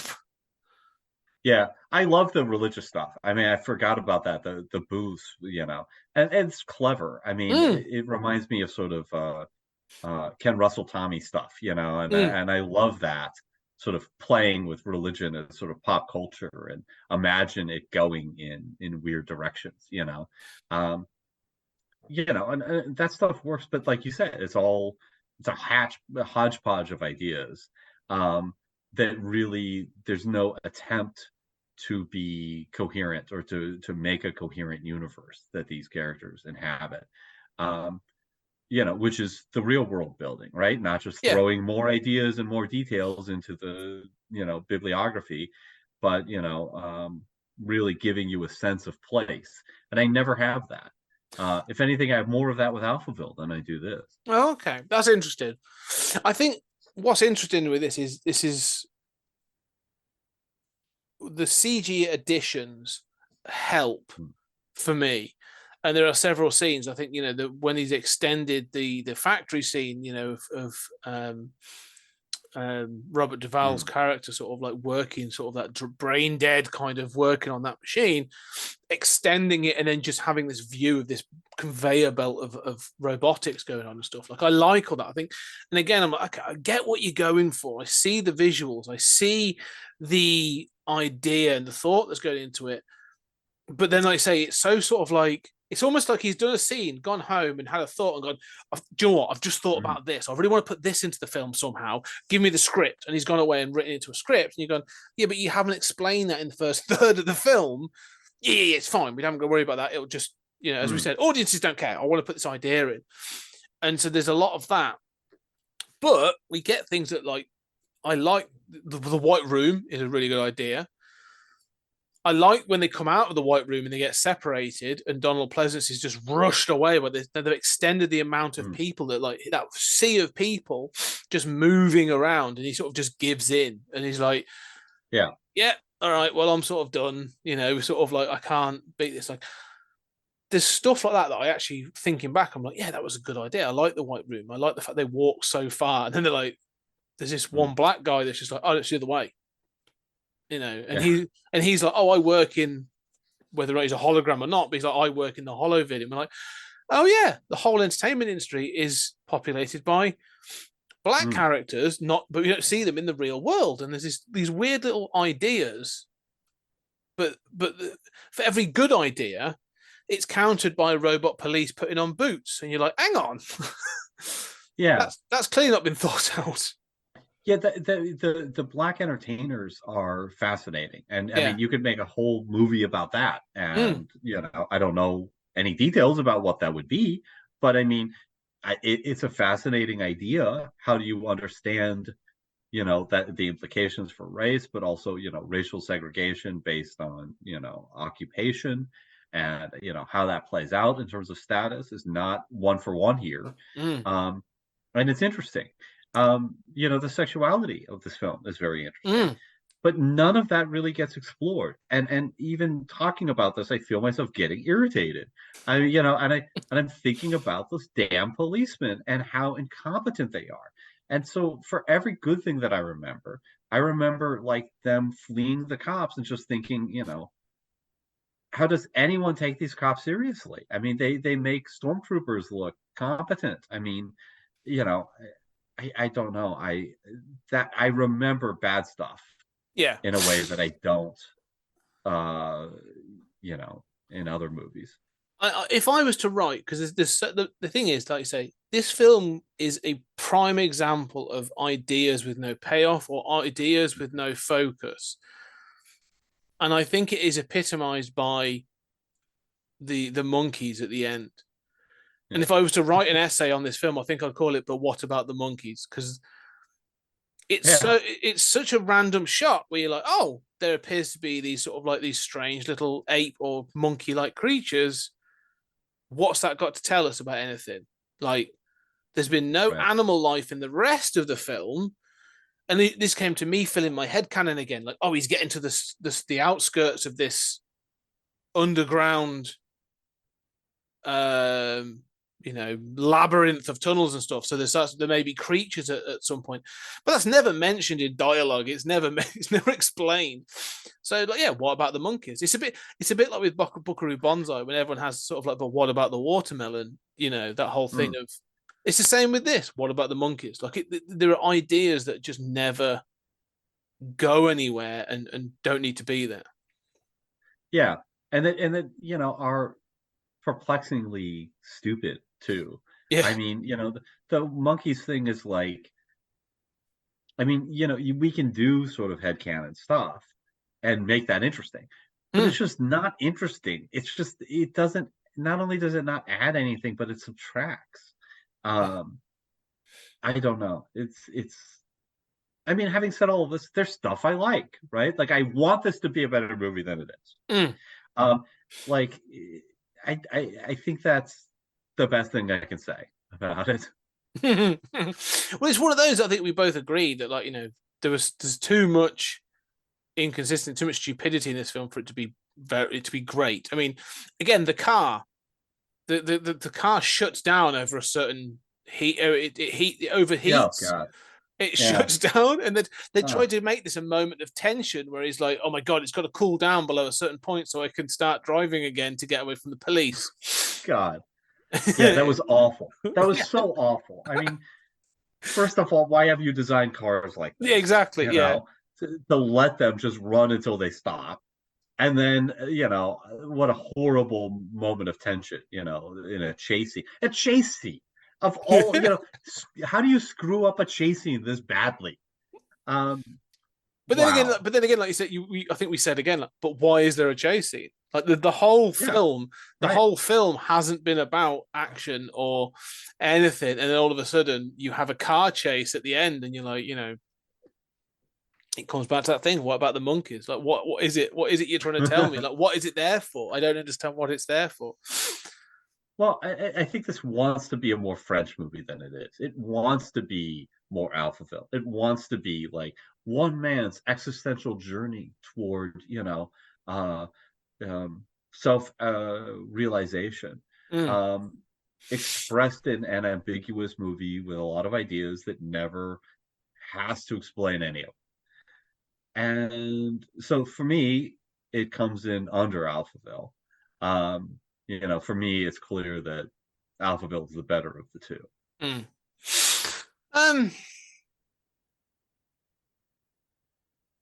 So, I mean, I gave it a 5.5, and Alphaville has the 6. I gave this a 5.5 as well, and I gave Alphaville a 5. Interesting. And I'm wondering why that is. What was it? And I'm happy I might change, but I think there's part of this where whilst I like the visuals, I think that my frustration with Alphaville is greater than my frustration with THX. I think that's the thing. This is about how you feel as a viewer, right? Yeah, like exactly. Alphaville frustrates you and pisses you off, whereas THX just isn't good, right? Yeah, exactly. Like, yeah. And I think the thing is, like I said, Alphaville has got beautiful shots, and I could probably look at some of those things. There are scenes I would watch again and go, "Oh yeah, I get what that's interesting." But with THX, I think one of the frustrations is, especially the era in which this was made, like this is almost like 2 drafts away from being an early sci-fi classic. I agree. And that's the frustration as well, is where I'm like, and this epitomizes to me why I think like George Lucas isn't a great director and isn't a great creator. Like he's always like 2 drafts away from something that's truly great, which is why I have to keep revisiting these bloody films. But I feel with this, like you say, it's there's I don't know, there's more to scratch away at for me in THX, and I find that and also having had Donald Pleasance be awful in Fantastic Voyage, I find him more appealing in this film. So, yes. Yeah, I mean, I would say Alphaville is 2 drafts away from being something being a real classic too. I think what's interesting is in both cases, those drafts will not be made by the director, right? Like it is crystal clear. Both of these directors could not have just taken an extra year and made that a coherent masterpiece of a movie. It needed a Scott Weatherly or a Julian Darius to come in and say, "Great ideas here, kid. Now let the adult take over." I think, especially with THX, I love that. I just criticized masterful directors. It's like the kids that we clearly know. Yes, yeah. A lot of you like, sit down, kids. The grown-ups are talking now. The thing is, I think that's right, Jean-Luc Godard. Shut your stupid French face. We're the adults. The thing is, I would say is about both Alphaville and THX. You could take both of those films and keep them suitably weird and arty and all sort of stuff and whatever, and you could remake them today. And I think they would find an audience. I think you could do that now. Mhm. But they're films that I don't think would be touched. I think it's a kind of a shame, especially with THX. I think THX 1138. And also, the thing is, I think as we sort of touched on, there's been many derivatives of that as well. This idea of controlled future, dystopias with medication and drugs and all sort of stuff, and it'd be interesting. But It's a yeah, fascinating idea. And I do think that unlike the Solaris remake, which, I'm fond of and we may do someday, but unlike that, the problem there is where do you go, right? yeah, I mean, when you take a movie that is good, even if it's not up to modern special effects or pacing or whatever, and you remake it, it's got to be relatively close. These are movies where, like The Fly, you can deviate enough that you could really create a new real masterpiece. And I think those are always the more interesting remakes. Oh yeah, definitely. Like, yeah, I would make a shot for shot, or even like, yeah. This is one where you could really take something and give it to a modern. Again, like I would, we're going to touch on some of his work later in this season, but like, I think a THX 1138 made by Denis Villeneuve would be Oh incredible. God, sure, Um, absolutely. so yeah, I think there's potential there, and that's what I think. I think that I see that potential, despite the creaky weirdness. Let's move on though to what from one dystopian future to another dystopian future. Just more Ruined velour. Earth. Yeah, ruined Earth and lots of young, attractive people running around. Logan's Run from 1976. Yeah. We may have a bit of a difference on this one. So yeah, this is an interesting one. What are your reflections and remembrances then of Logan's Run? I think to me, the comparison that I'd like to make is between Logan's Run and Fantastic Voyage. Oh, okay. There's no doubt that Logan's Run is the better of the two, right? Mm-hmm.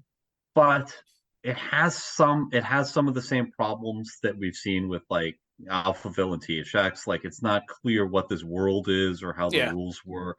I mean, Logan's Run has a narrative like Fantastic Voyage. I mean, Logan's Run has a better narrative with more arcs for the characters, but there is this same sense of kind of like, I don't know, sort of a lingering kind of paint by numbers thing, a lingering sort of like um made by committee, like here's the next conflict that they face, now they're in the tunnels, they're fighting the robot, I mean, it has some of that kind of sense to it that I think really distracts from it. um and I love like its presentation of sexuality. I think it's fascinating. I mean, there are things in this that are like Fantastic Voyage. Both of these are sort of iconic in their Mm-hmm. imagery and ideas. Obviously, Logan's Run has more meat behind those ideas. There's at least an idea behind the visual or the concept, right? It's not just a wacky idea. But at the end of the day, Logan's Run doesn't make sense. It's one of those movies that I want to like, but Right. it's frustrating and disappointing. Every time I see it, I'm just like disappointed. I can get that. I think I come at this with some nostalgia. This is one of those films that was like, I think always on like a Sunday when I was a kid, so I've sort of watched it numerous times. It gave me a sort of a bit of a love affair with Jenny Agutter, that was then solidified by American Werewolf. Mm. But there's something about this film that, again, as I watch it now as an adult with this critical eye, I appreciate that it is a bit inconsistent, or it has, again, it's not a fully formed world. Its own internal logic doesn't quite make sense. Like we obviously pulled strings like, how is the population controlled? Is it one in, one out? Like, do you reach 30? They replace because they're called numbers. They've got like a number attached to their name. Is that a generational thing? Is that a version? I don't know. It's never really fully explained. The what are they called? What's Logan? What's their job? I forgot what they're called now. Yeah. But Sandman. what Sandman? Thank you. The job that they serve, these people that run when they reach sort of 30, when they're sort of their hand jewel turns red. It's sort of it's interesting how they present them. But again, they seem to report into this AI, but again, that seems slightly inconsistent of what that AI knows and wants to do to sort of start the plot. It's sort of, and again, this is one of those films in many cases where a single conversation would solve so many problems. Like when he's chased after by his partner, he could have stopped and gone, "Oh no, the AI sent me on this mission. I'm actually undercover. You need to go away. You're making this harder than it needs to be," sort of thing, and things like that. However, I there's something about this film that I find really appealing. In the ideas, the fact that these people have just given into, well, that's the way things are. You reach 30 and you go on to Carousel, and there's this idea of going on to something better beyond Carousel, and they actually go and cheer for it. And there's this like you said, there's this sort of peaceful world of you don't really know how things are put together, but no one seems to be having a job, so it's all automated. And but then when you meet the Sandman, there is a little bit of sadism in the Sandman, that they enjoy running people down and shooting them. Like, it's a game to them, makes them a little bit more sinister and stuff. Like they're they're dressed in black while the rest of the society are dressed in bright colors and so this thing. Like there's all these little things that points them being Logan 6 or Logan 7, I forget she is, but he's to begin with, he's not the hero of the film. He's the protagonist, but he becomes sort of the hero. And yes, there is this thing of when they go on, they meet the obstacles, like the robot that's frozen people, and the kids that live, the Mad Max kids that live in the tunnels that doesn't really get explained, and things like that. However, I don't know. I just find a lot of it appealing, and when they finally get out into the world, and they are a bit yeah, this is crazy. Like, what do we do? Like, it's their jewels have turned off, and they're all of a sudden like, oh, well, we're not dead, and we're free. And there's this realization and stuff, and it starts to open up these ideas, and then they sort of, no, I don't know. There's just things I find this more appealing, and also I think it looks better in some cases than some of those of the film. Now the ending we'll get onto, but I don't know. The 2/3 of this film I really enjoy. I like the DC stuff, and we talked about how that's not what this film is known for. No. It's known for Carousel and the gems and all this stuff. And I mean, and the robot and the ice cave stuff is terrible. It's just terrible. And it looks awful as well. Yeah. Yes, this is quite true. But I mean, I always feel like this is, and again, this was a big budget sort of attempt to capture Star Wars. Before Star Wars, this was an attempt to sort of capture 2001, sort of Planet of the Apes, kind of, get some money from a sci-fi property. And you feel the money, you feel the talent involved, but it's like, I don't know, Logan's Run, it all has always felt to me like some sort of 25 degrees off of a coherent world that would become iconic. It all feels like that sort of off-brand 70s chips, where it's it's it's kind of Doritos, but it's not. I mean, there's talent, there's money, there's ideas here, and you can easily see a version of this that was just a little different, being a really memorable, coherent world that we inhabit and we want to go back to. And whether that movie did well or not, it would be remembered for that world and that vision and those images. And it has some of that, but it never quite, you know what I'm saying? It seems kind of weirdly generic. So you're saying this is more like one of the Planet of the Apes sequels than Planet of the Apes? Yeah, absolutely. Planet of the Apes just works minute by minute. Yeah. I mean, this does not work minute by minute. No, and I agree. There are definitely sort of parts of this that don't make sense, and there's bits that don't work. But I think I enjoy more of it than I dislike. I think that but one of the big problems with this film is the ending, Yes. and it tries to Well, the end on need this. to liberate, Yeah, this thing, the narrative of liberation, right? but it comes back to a similar thing to Alphaville of like this. Yeah, the need to Mm. liberate. The big speech of you don't need to do this kind of thing. You can all live, and but then by bringing down the AI, all of a sudden things start blowing up. People are throwing themselves over banisters, like off balconies. Like the things go crazy, and the city starts to burn. And I'm like, what? What the hell was? How was this? How was this set up that a power cut could destroy this bloody place? Like it makes no sense. So yeah, the ending is what really bothers me, and sort of is like I could do it because, and then them all coming out and they're all touching the face of this old guy, and all that sort of piece just is awful. And then ending with sort of like, him and Michael York and Jenny Agutter coming out and smiling at him and like, we've done good. We've destroyed the lives of thousands of people, and they love us for it. And they look, yeah. But as you said, there's a sequel to this. I mean, I sort of mentioned it, and you're the one who explained it. The follow up to this in the comics is these people turning on Logan and being like, no, you balls this up. Like we were living in a utopia, and you have completely made a mess of this. Like, and that's what it feels like. And I think that's the problem, that this film tries to have this triumphant finish, this big finale of like, I've saved you all. And you're going like, really? That's your Sean Connery voice. Yeah. Oh yeah. We'll get, we'll come to Sean. Yeah, you do it well. But that's how it feels like. And again, it's this weird ending of, I don't know, whoever wrote this, clear, and when they directed it as well, they felt that this was a triumphant end. But what it should be is a Planet of the Apes ending, where like there should be ambiguity about this. Like it should really be showing you like someone should be questioning him and going like, "What have you done?"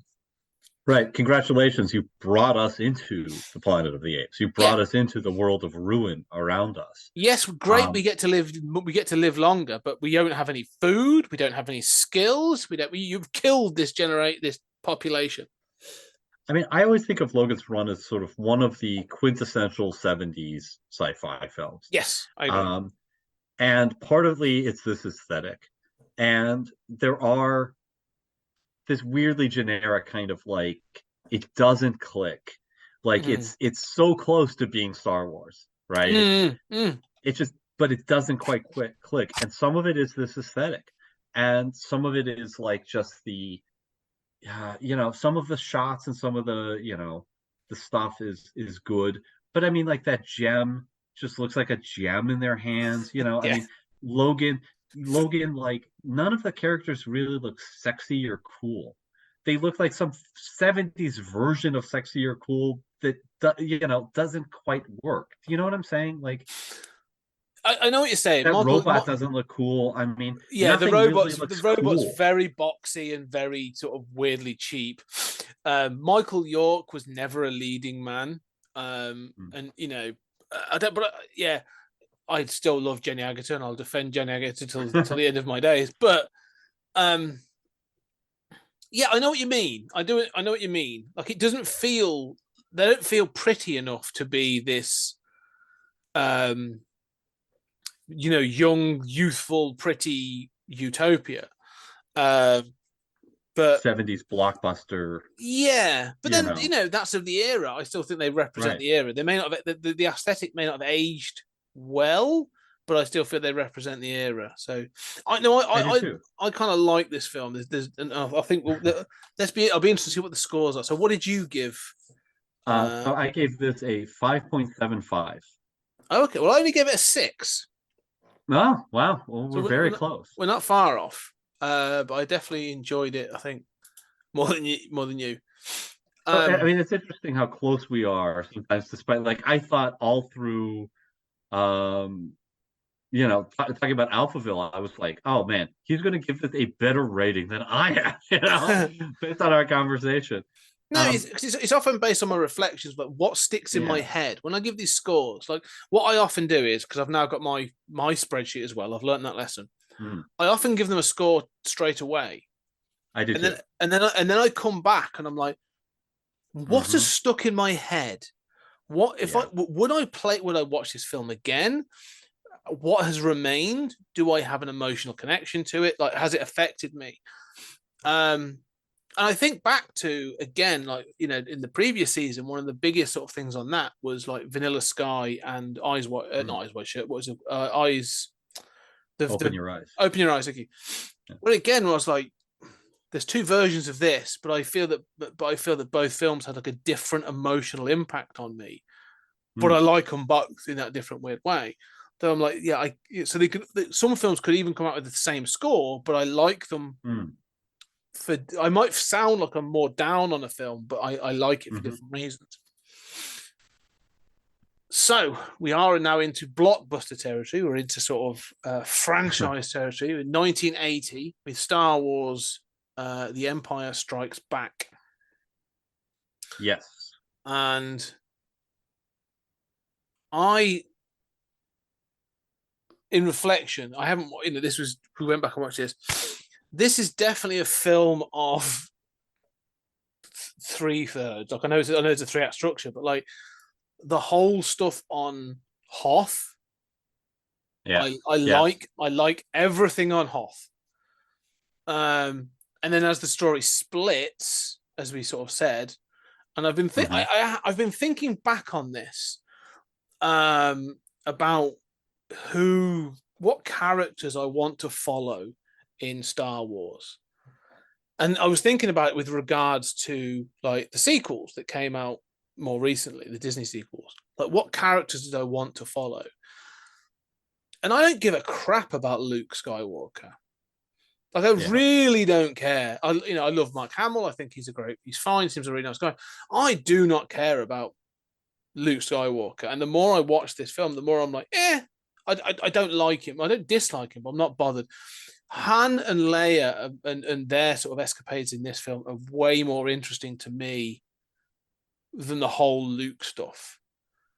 And that's what I'm saying. Like, this film starts to split up, and I'm like, okay. Again, there's some really good stuff in this, and but there's also for the first time ever. I know we went off on one. The whole stuff of Luke and Yoda on Yeah. Dagobah. I realize how bad some of that is. How absolutely awful some of that, the dialogue and some of the performances are in that section. And in retrospect, the like Golly gee, I'm Yoda kind of Yeah. like comic character stuff. Wow, it's just really cringe in Yeah. retrospect. It's not good. But I'm with you about the Hoth stuff. I mean, I think that this movie starts and the Cloud City stuff is okay. I mean, but again, you're right. Of those two narratives, it's the Han, Leia, Cloud City stuff that that works.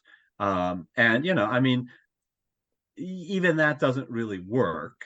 I mean, there's the like Thyestes feast kind of Darth Vader thing that I want to work and doesn't.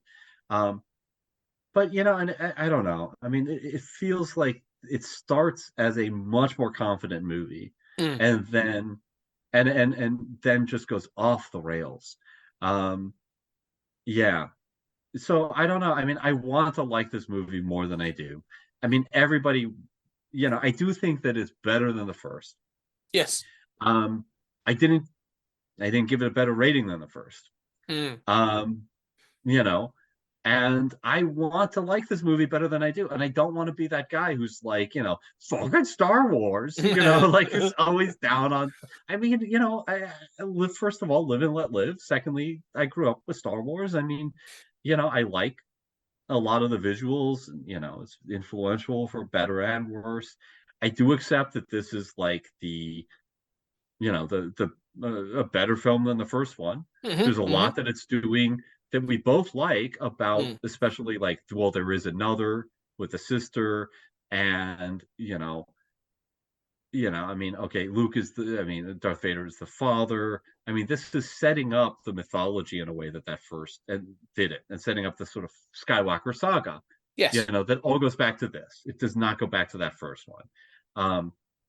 If anything, I did read how Lucas wanted for a long time the prequel trilogy, even after having made this one, the prequel trilogy was going to focus on Obi-Wan Kenobi and not be focused on Anakin Skywalker. Obi-Wan Kenobi was seen as the guy, right? Who then passes, Lucas his Padawan, not that they had that term then, but his, apprentice. And so logically, the first three films would be the story of Obi-Wan Kenobi. Well, it became the Skywalker story. And it sort of did in response to, this, and then the next one that reveals Leia as his sister. Yeah. Okay. I mean, there's a version of that that's good. There's stuff here that I want to like. This is it. The Skywalker story based on this and the next one is good enough that I kind of want to rewrite it. Yes. But it's still not good. Yeah.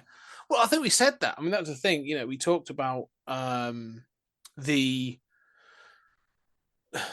idea of the twins, and we know them to be twins and stuff, and this idea of sort of like, balancing the force.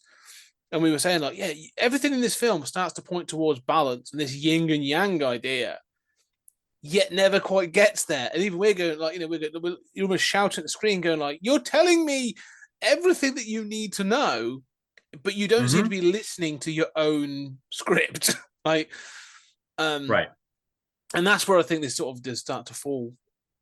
And I think you made brilliant points during that discussion about the yin and yang thing and about the twins. And, that really, granted, that's a revelation from the next film. Yeah. But, it really points you towards some of the Rian Johnson stuff, albeit I still think that's objectively a terrible movie. But it does point you towards some of those playing with the concept of good and evil, the concept of, there's a good light side, dark side, which was something that I always questioned as a kid. Why is the dark side more powerful? It's the same thing. It's like, I have psychic abilities. Imagine if Magneto, was like, oh no, because I use magnetic powers for evil, they're much more powerful than you, Professor. I don't understand. At least they have different power sets. But yeah, I mean, I thought you were brilliant in that discussion. Well, it is an interesting one, and I think that's the thing. It's sort of like it reaches for something and never quite gets there. However, the film, we're going to base on the film we're given. There's still good bits in this. And like I said, the Hoth stuff I could watch again and again. I don't know the whole battle, whether in the trenches, the attack, we laughed at that. It's a silly design, but it looks iconic. It's a great looking, what's it, Macquarie, when he was sort of drawing this, I can imagine them sort of Macquarie designing this and someone going like, that is awesome. Like, yeah, why not go all out in a space sci-fi fantasy film? Like, awesome. And yes, so that whole stuff is great. And then as it goes on and on, like you say, it plays out the whole stuff on Cloud City. I kind of like. I think there's some great stuff in there. I like that bit.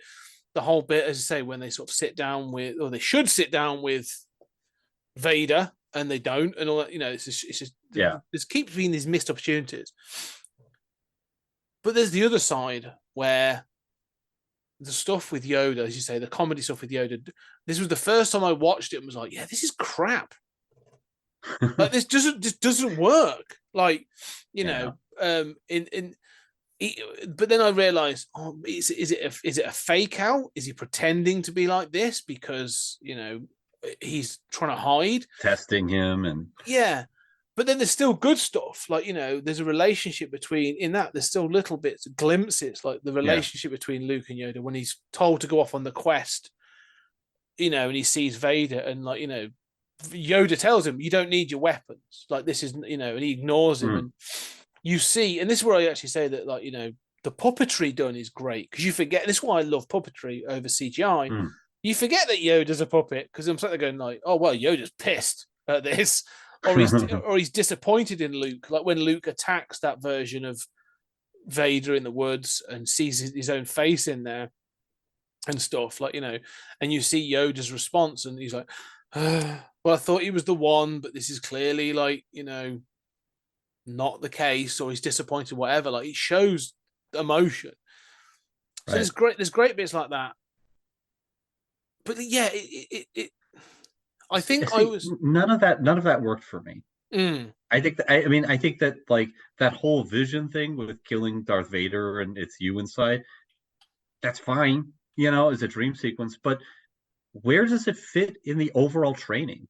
Like, I mean, he says, don't bring your weapons, but then he does. Does that mean he would have been killed otherwise? Or what was he supposed to do? What was the version of this? What is Yoda's program here? Right? Well, like, I trained you to the point where you're going to confront, you know what I'm saying? Like, we don't I know. don't understand any of it. No. That's it. But again, much like I've said before, much like my point of like, what about the monkeys with THX, which is, what the same could be said of Empire with like, what's the point of do or do not? Right. We went on about that, saying like it is the worst advice he could give. Yeah. It's the worst advice you give a trainee: do it or don't. There is no try. Oh well, I failed that. I might as well go home. Like, it's the worst advice. I'm going to teach you how to surf. Yeah, do it yourself or don't. No, you're going to fall off that board, 20 times. Yeah. And so, yeah, the sort of the, crappy sort of Taoist, Buddhist kind of talking that is just garbage. So that's why I found it more frustrating this time. And I think it's taking, the more we look at these, the more it takes the shine off the Star Wars franchise for me. Because the other thing is, we've said 100 times, is, I'm sure that's covered up in a book. It's covered up in a novel or a comic or something. And like, yeah, but it's not in the film. Like, it wasn't thought about. Well, that's a good point. And you're right. You have to judge it by what's there. Now, Star Wars has had the advantage of having, 10,000, novels and comics written about it. THX didn't have that benefit. Alphaville didn't have that benefit. No. If there were 10,000 Alphaville comics and novels, we would look back and somebody would say, oh, well, it's not clear why the city is falling apart when the AI dies. Well, that was explained in this series of novels. In the prequel novel. Right, exactly. And it's crystal clear. And it's like, no, that's not crystal clear. That's not in the film any more than it is not clear in the first Star Wars that Darth Vader is his father. And clearly isn't. That's clearly not the case. It's not in the same universe, right? Yeah. That's a retcon. Luke and Leia are not sisters. That is not the case here. So, you can say, oh, in retrospect, fine. But it's so unfair. First of all, that's not the way we judge movies.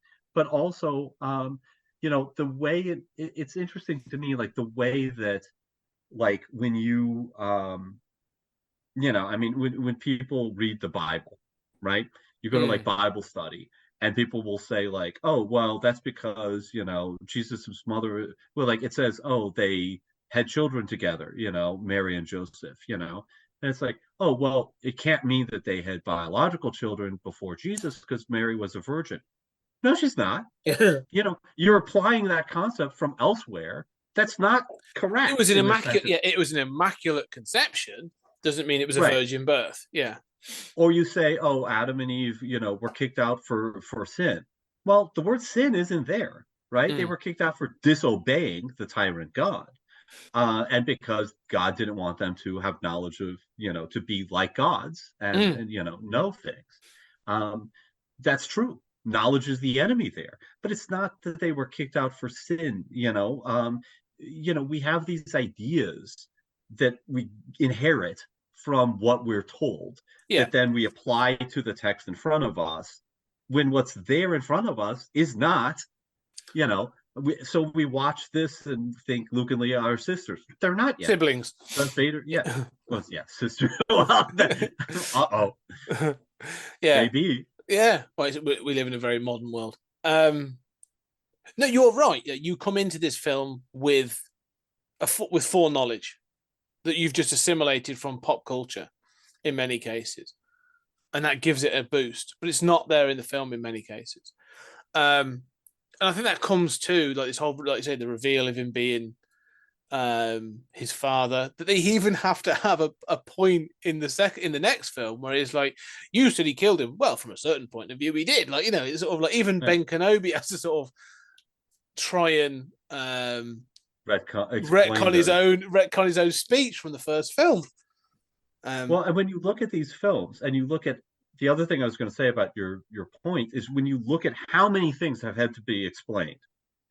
Like when you look at, oh yeah, these texts explain, the Ben Kenobi thing. Well, this stuff explains, the how the timeline screwed up with Anakin, and you just go through and you say, like, how do you have like 10 to 12 key points that destroy your narrative, if they're not explained by ancillary text? That's not a good thing. No. Well, there's all kinds of things as well. Like, they had to sort of like, again, they have to sort of like retrospectively put things in. Even into the third film, they'll do it like in the originals, in the prequels, because R2-D2 and C-3PO are kicking about, and no one goes, and neither of them go, Skywalker. That's an interesting name. That can't be that common. That seems quite familiar. So even like you said, we said, it's silliness like that. Like, how is it Darth Vader never went back to the planet he came from to be like, Skywalker? Oh my brother's still kicking. My half brother's still kicking about with his wife. Right. Oh, they've got a kid now, have they? Oh, I better go pay him a visit. And when does he learn that Luke Skywalker is his son? That you think that has to take place between movie 1 and 2. Where is the Emperor? There is literally not there in 1. I mean, he literally isn't there. No, there is a comic that does go. I assure you, I've read the comic that covers. No, I've read it too. But like, I have. But my point is, it's not there. No, it's not. And even that doesn't make sense because there's dialogue in this movie that we pointed out that clearly shows he doesn't know Luke Skywalker is his son. Yeah. This is it's just look. So I gave this a 6. And I look back, I gave the first one a 6. I think I gave the first one to me. 7 is good. There are parts of this that are good. The hot stuff is solid. Like, I want it to be that pulpy, just have fun, pulpy adventure, right? Yes. And I think that's what it wants to be. And the hot stuff hits that. There are points in this that hit that in a way that the first one doesn't. And I think it's like Star Wars is coming into its own in that respect. But I think I gave the 6 is still fine. It's still it's still fine. It's not a good movie, but and I think I gave the first one points for establishing that visuals and being so influential in that respect. And so by the time we get to this, it's like, no, it's still scoring the same points, but I think it's better on its own. It has less of an influence. It's less of a visual thermonuclear bomb thrown into the history of sci-fi movies, and I do think Star Wars should get credit for that. But this one is starting to be a better movie. It's starting to grow up a little bit, but it still kind of collapses under its own weight. So what do you give it? I actually give it a 6.5. Sure. Because of the Hoth stuff being really solid. I think I really enjoy all that. And I do think there are great things in this film. I think there are great moments in this film. I think, it's less pulpy like the first one, but still works. The thing that for me, though, I think was the ending. I still kind of like the ending fight between Luke and Vader. I think, it's lumpy, and I think I still like that because it feels sort of like it feels unpracticed and sort of like I like some of that. More than that, though, I like the actual ending. Like, this ends on a cliffhanger, but like a hopeful downbeat ending. This is a sort of like, and I like that. I think they strike such a good tone for the end of this film, where like, here's all this crap that happens. Like, Han is taken, Luke's lost his hand, but learnt this devastating news. They are on the run, all this other stuff. But they're like, right, we're getting our shit together, and we've got to get this sorted. Like they're sort of like Mm. down but not out, and I like that as a sort of a tone that struck for a rebellion. You know, so that sort of one of the big things for me is the tone that this sets for much of the characters.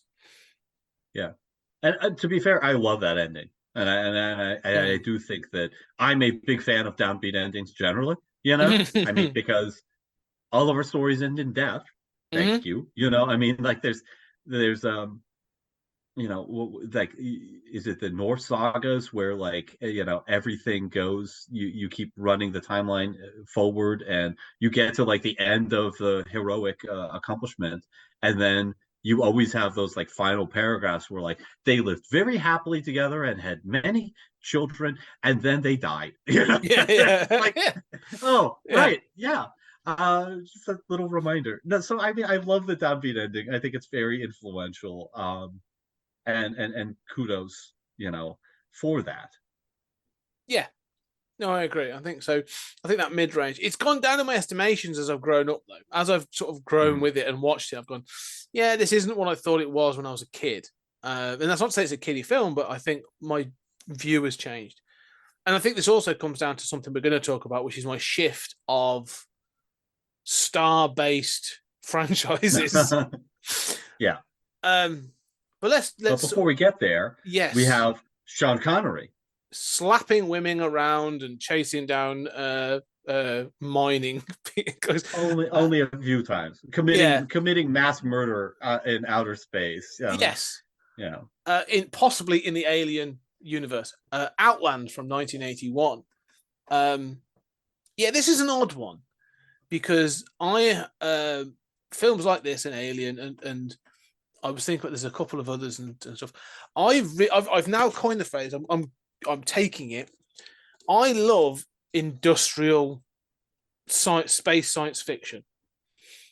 I've decided I really like this thing of sort of like blue collar science fiction when it's done right. Because it is just sort of like take away the sort of the fantasy sagas and all this other stuff. Just sort of like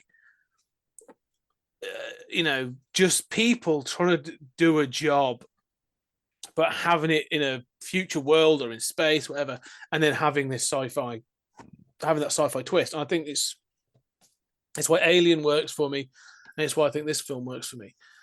And that's why I think sort of the story, it's a Western. We acknowledge that. It's basically High Noon.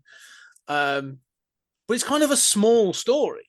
You know, it's kind of a sort of small, and that, again, I appreciate that. Was Sean Connery the right person for this film? No. Probably not. But I think there's a lot of other people in this film that are really good. Peter Boyle is fantastic as sort of like the sleazy boss who's very much like, look, I don't want to be here. You don't want to be here. I want to make this as easy as possible for everybody concerned so I can go at the end of this with money in my pocket. And so, yeah, I there's a lot I like about this film. But it has problems. What about you? I would agree with that assessment. I mean, you know, the problems are substantial. We talked about them. Having said that, I had never seen this film. You know, I would say I was impressed with it from start to finish. It entertained me. It held my attention. You know, I wasn't falling asleep. I mean, these are going straight on the back of the DVD cover, these quotes. But I was awake through the whole thing.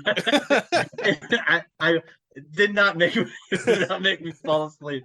I mean, I was interested. I followed the plot. I followed the characters. I found myself thinking about it and wondering. I mean, it does sort of start much better than it finishes, and it sort of starts as a lost gem of the 80s. And by the time that it's over, you think, yeah, I can see why this wasn't remembered. You know, I mean, not to say that it's not clunky at the beginning with the, you know, wife beating stuff, you know, but I mean, there are cringe moments, but it's really, it has that alien aesthetic. It has that, you know, Western in outer space aesthetic. You know, it's clear. It has the sort of corporate stuff. You know, ultimately, none of these things come together. And And I think the worst thing, so the best thing I can say about it is that it held my attention and it works as a movie much better than, say, Logan's Run, Mm. where I mean, Logan's Run is far more influential.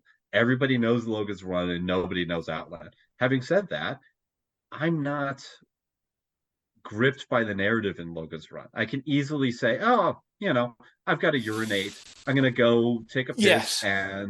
and then I'll think, oh, I'm distracted. I got to blow my nose. What am I What's going on to my eat for phone lunch? or whatever. Yeah. Right. And the next thing I know, it's like, oh shit, I got to get back to Logan's Run. Outland, I'm not doing that. Outland, I'm like, no, I'm watching this straight through. So I think it works in that sense, just anecdotally for me better. But we've talked about what do we remember. Yes. Going through this list, I thought Outland, right? What the hell was that? It doesn't stay in my mind. I Okay. mean, like if I had to describe this plot to somebody, I mean, when am I ever going to recommend this to somebody? And you know what I'm saying? It's weirdly just kind of all disappeared. It's interesting you say that because again, it's one of those films. I mentioned it on the social media, sort of again. Sort of, oh, I'm watching Outland, or it's actually afterwards. It's we've just discussed Outland, and we never get hundreds of comments, but I got a surprising number of comments of people that came back and went, "Oh, that's a great film. I haven't watched that in however long, or like years or whatever." And there's a lot of people that seem to remember it, but it's like almost like in the subconscious, like it's there and gone like, "Oh, that's a Sean Connery film," or like, "Oh, I remember that," but haven't gone back and watched it. Like you say, it sort of settles in the brain, gone, and so I appreciate that. But there's something about this film that appeals to me. There's something about this one that, like you say, I get. And I think one of the things that's been interesting about one of those weird sort of synchronicities of life, I have there's a series from 2000 AD called Brink, written by Dan Abnett and Ian Culbard, which if you go over to 20th Century Geek, I'd recently interviewed them and spoke to them about this series. And we actually talked about in that thing, and Outland came out of it, and Dan Abnett was like, yeah, that was totally an influence on this film. Like this idea of sort of like the blue collar cop that's on these. So Brink is sort of like the Earth has gone. No, it's unlivable, and the Earth population now lives in these satellites that are around the Earth in what they call the Brink, and that's what the main character sort of is a bit like. She's not like it's a female, but she's not like Sean Connery. But it's that same thing. She works as a marshal in this situation, and this is clearly an influence. And I mentioned it, and he was like, "I'm so glad you mentioned that." Because we talked about this idea of industrial science fiction, this blue collar science fiction, and so reading Brink made this film almost solidify in my mind of going like, I want a Brink TV show, and I want it to look like Outland. But there were scenes in this film that I like, and again, like you said, this film is the first half is definitely stronger than the second half. I like the bits when sort of like he's going around, he's introduced himself to the sort of the doctor, and he's sort of like he tells some joke which basically results in he's like, I'm going to smash you in the face. That's a martial joke, and you're like, what? Sorry, that's not a joke. That's a threat. Sean Connery going sort of like doing his thing, and I'm like, but I like it when you see this group of marshals that are overseeing this mining colony, and they're very much like, we're not here to solve crimes, we're not here to unsettle things, we keep the peace. As long as people get up in the morning or go to their shift and do their thing, like everybody's happy. Yes, there's been punch ups. Yes, there's prostitutes are probably beaten, but like it's almost like the things we have to sweep under the rug. We have to control the situation rather than enforce the law, sort of thing. Right. And I love that aesthetic when there's that thing of the reporting back, and so you get this thing of like, this is the crew that's bought into the corruption, just because the easy life. This is what they've got to do, and so I like all that. So when the mystery starts to bubble up, it's like, yeah, he's got no one to sort of rely on, and you see that there's sort of like small acts that are enforcing that, like, you know, when the hooker and the knife guy, the guy with the knife, is shot, and he's like, he was coming at me with a knife, and he's like, yeah, was he though? You know, sort of those sorts of things. Mm-hmm. I like all that stuff stacking up, and then, like you say, unfortunately, it ends with like a sort of a weird shootout. But he has recorded evidence of them threatening to come and kill him. And I'm like, why couldn't you use that as evidence to then go basically arrest the guy and Right. all this other Yeah, stuff? that whole long waiting sequence, Yes. which is so key to the narrative, you know, and to the drama of the narrative of like waiting for the sort of Damocles to fall, right? I mean, that's so key to the entire structure of the film and makes no sense. Yeah. And does not work. But this is where we said, like, this works as a Western because of the lack of technology. Like, you have to rely on the cavalry, you have to rely on the judge coming to town or whatever. You can intercept it. It doesn't work it doesn't always work in a science fiction future because you have interstellar communication. And so it doesn't quite cohere together. Yeah, but I mean, like, even in the Wild West, you know, the sheriff could go over and, you know, arrest somebody who's in the town, right? Who's calling for men to come and back him up. Yeah, but usually you've got the thing in the West is that person, the baron, the land baron, or whatever, owns the town, runs the town. Right. So you've got that thing of like, well, you can try and arrest me, but I can make you disappear and no one's going to care. Right. Like, everyone's going to back me up. You can't really have that on a mining colony, or, you know, you need a different way of introducing. Yeah, but all right, they don't. But they don't. Yeah. Yeah, no, I mean, that's what I thought they were going to do. It's just like, he's like, yeah, I'm untouchable. You know, you can arrest me, but like, don't forget, you can always pay poor people to kill other poor people for you. You know, like, I can get these miners to defend me. You know, they don't have your back. Then that's almost what the film does, but it clearly doesn't do that, right? Like, people don't defend Connery. His own police force does not back him up. But it's also clear that when he confronts him and punches the villain, that villain has no additional men. He has never had additional men beyond what you're presented with. And so it's not like the Western where there's, you know, usually a squad. This film could have gone one of two ways, and it's unclear what it wants to do, because it could have sort of marched into that bar at the end and arrested the guy and walked him out, and that been the heroic thing. And, you know, him saying sort of like, you know, you're not going to kill any more people with your poison or whatever. Or he could have been like, arresting you is pointless because they'll just install somebody else and it will carry on. So him just going like, I quit, and then laying the guy out. Like, you know, I can't do this job anymore. I've chosen to leave with my wife and son.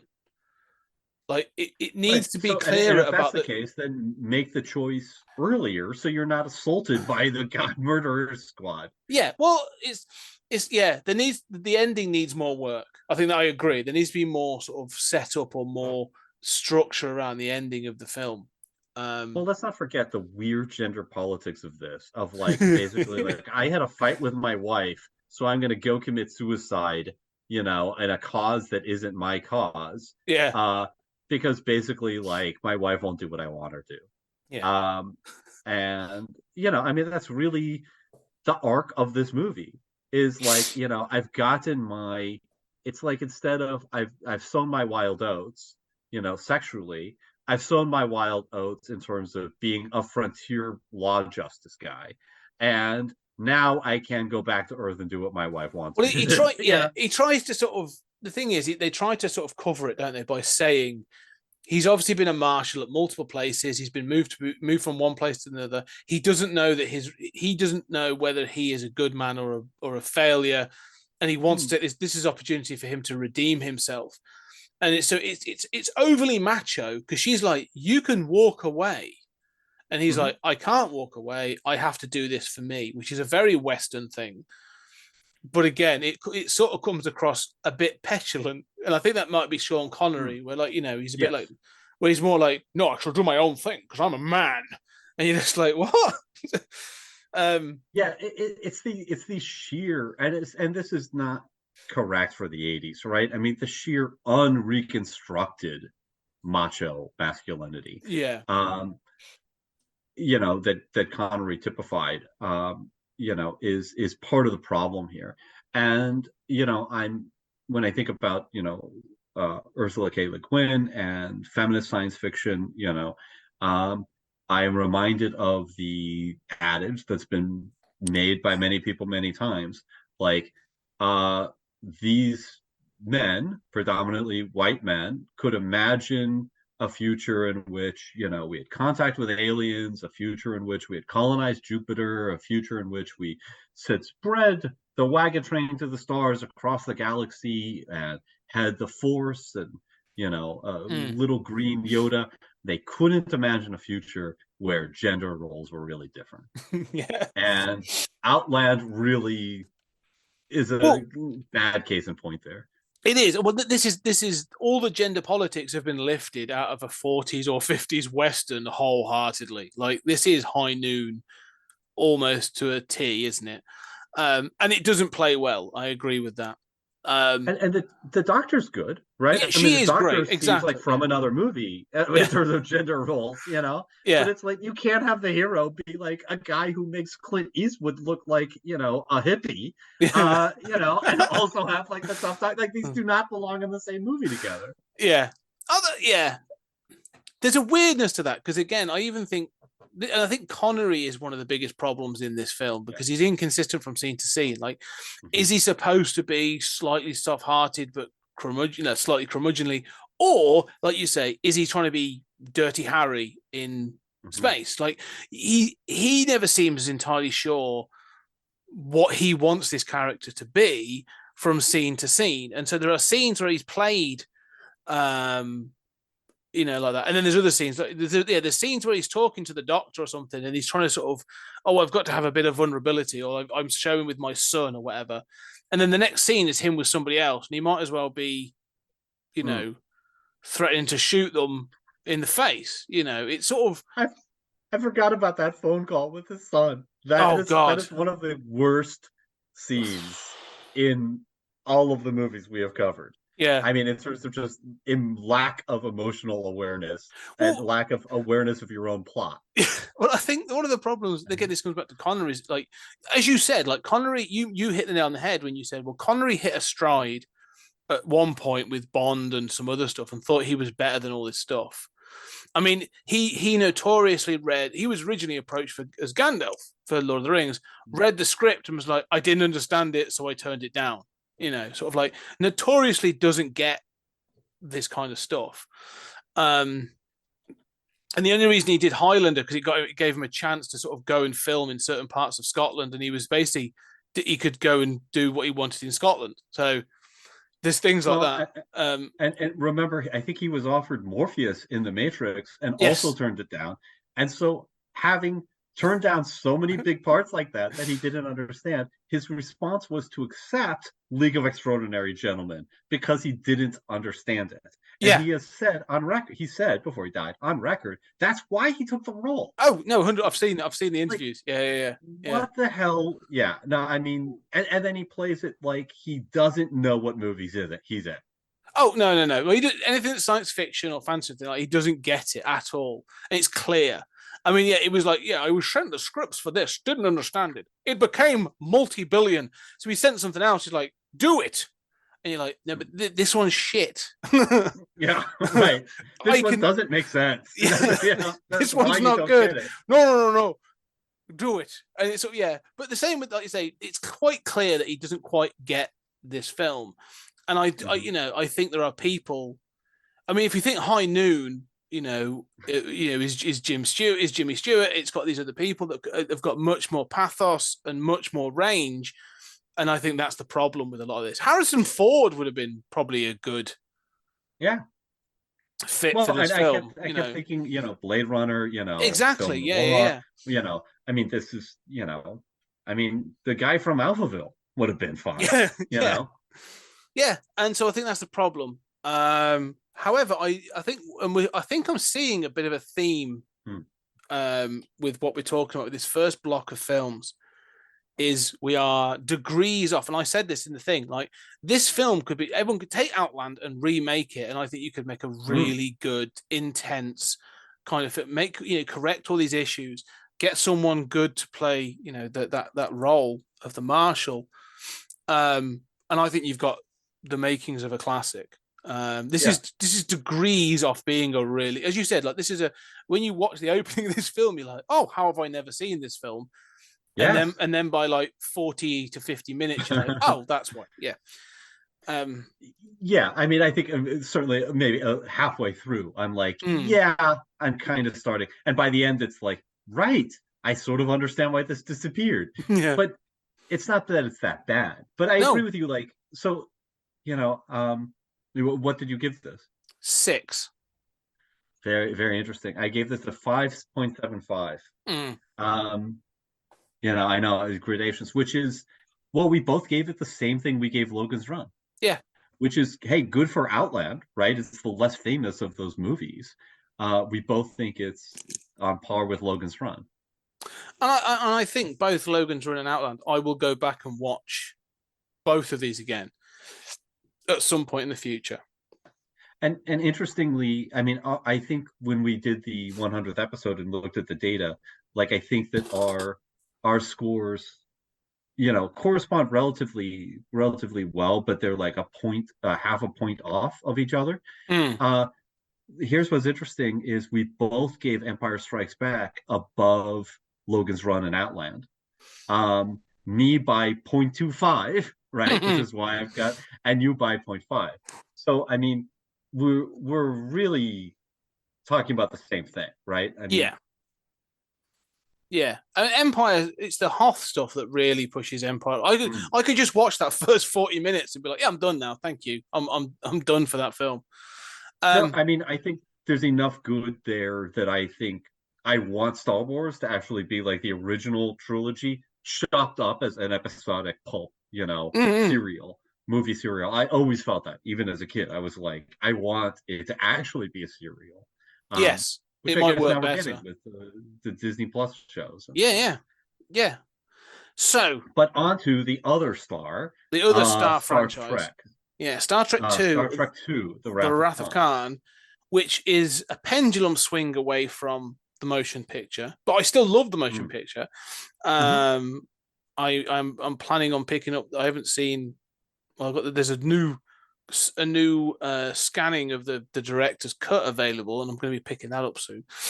But yeah, Star Trek 2, 1982, a very different film, and actually for me, now watching it, I've watched this film a dozen times and more, but this time coming at it with a critical eye made me like it even more.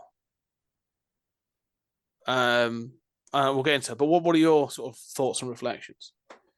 Well, I mean, my strength and disability as a critic is being overly analytical and coming from it as a writer myself. And I was always a fiction writer and a sort of structural writer, who was concerned with consistency and, follow through and everything. Not one of these like willy-nilly, sort of like David Lynch, like, well, it felt good to me at the moment kind of minds. And so for me, I always come back to how just meticulously written this is.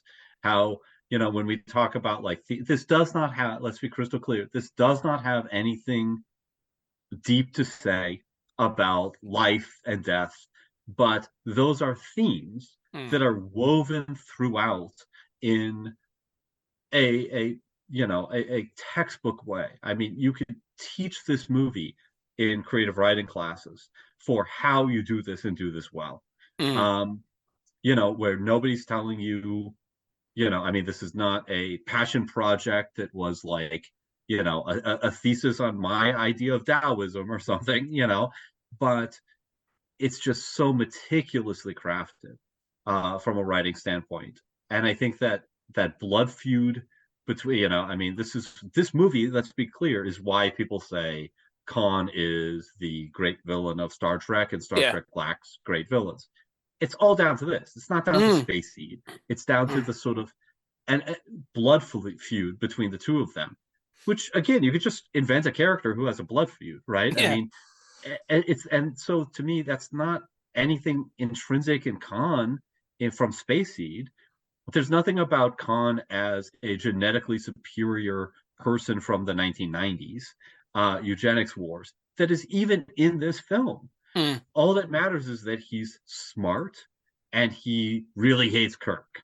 Yeah. And from that, you get this brilliant blood feud of chess move, of move and counter move, with this wonderful pacing that sort of gets really fast and then slows down and has these moments of defeat and sadness with being a father and seeing Genesis and life, and and all of it just works so masterfully for me. I'm rambling, but no, I agree. I mean, I think for me, I agree. I think this film, it was even talking about it, sort of like even crystallized it even further. Like the fact that you pointed out that like they share scenes, but they never share a room between Kirk and Khan in this film. They are never in the same room or on the same deck of a ship. Like this is almost like a sea. This is a truly seafaring battle. This is two galleons going at it, sort of thing, like where two captains are chasing each other down and stuff, like and I love that they are separated in that way. But more than that, I think one of the things I noticed in this, and I mentioned, was how it feels like a farewell. This you said that this was originally supposed to be a swan song. This was it. Like, okay, we had the motion picture.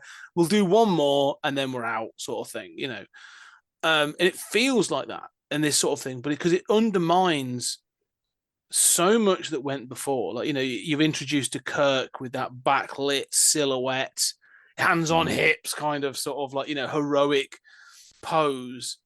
And then the next thing, he's putting on glasses and he can't read, the front of a bottle, and he's talking about his birthday and age, and we're not what we used to be, kind of thing. And it's all heroes get old, kind of thing. And this sort of saying this thing about age and but the thing about regret of things that we've done in the past, and I love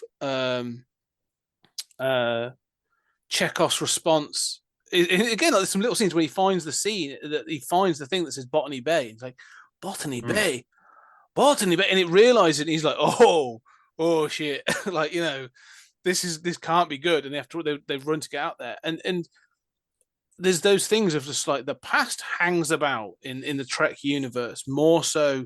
And what's funny is, having compared this sort of, or talking to this about Empire Strikes Back and the Star Wars universe, and they use the Battle of Yavin, don't they? The sort of the end of Star Wars as this sort of like, like this birth of Christ kind of moment, where it's sort of like dating system, yeah, exactly, like 10 years beyond, why was it YB Yavin Battle of BY or whatever it is, and but they build that into Empire. In the Star Trek universe seems to build into it this sort of idea of legacy. Star Wars universe. Star Wars, sort of like it wants to, because it's all about fathers and sons, and that's the point.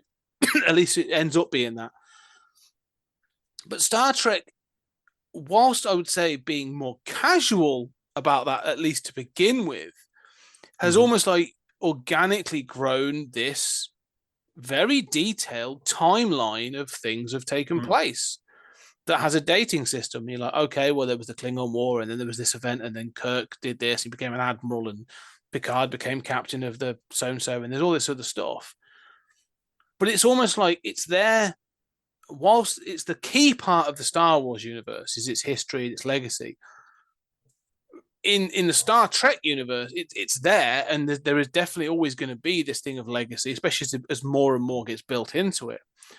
But it always feels there as sort of like, oh, we can tap into it rather than it being important. Like, we can do this thing and have our own story, but we can also tap into the legacy. We can tap into the history, because we've got all these cultures to tap into as well. And it gets utilized better and wider, for my point.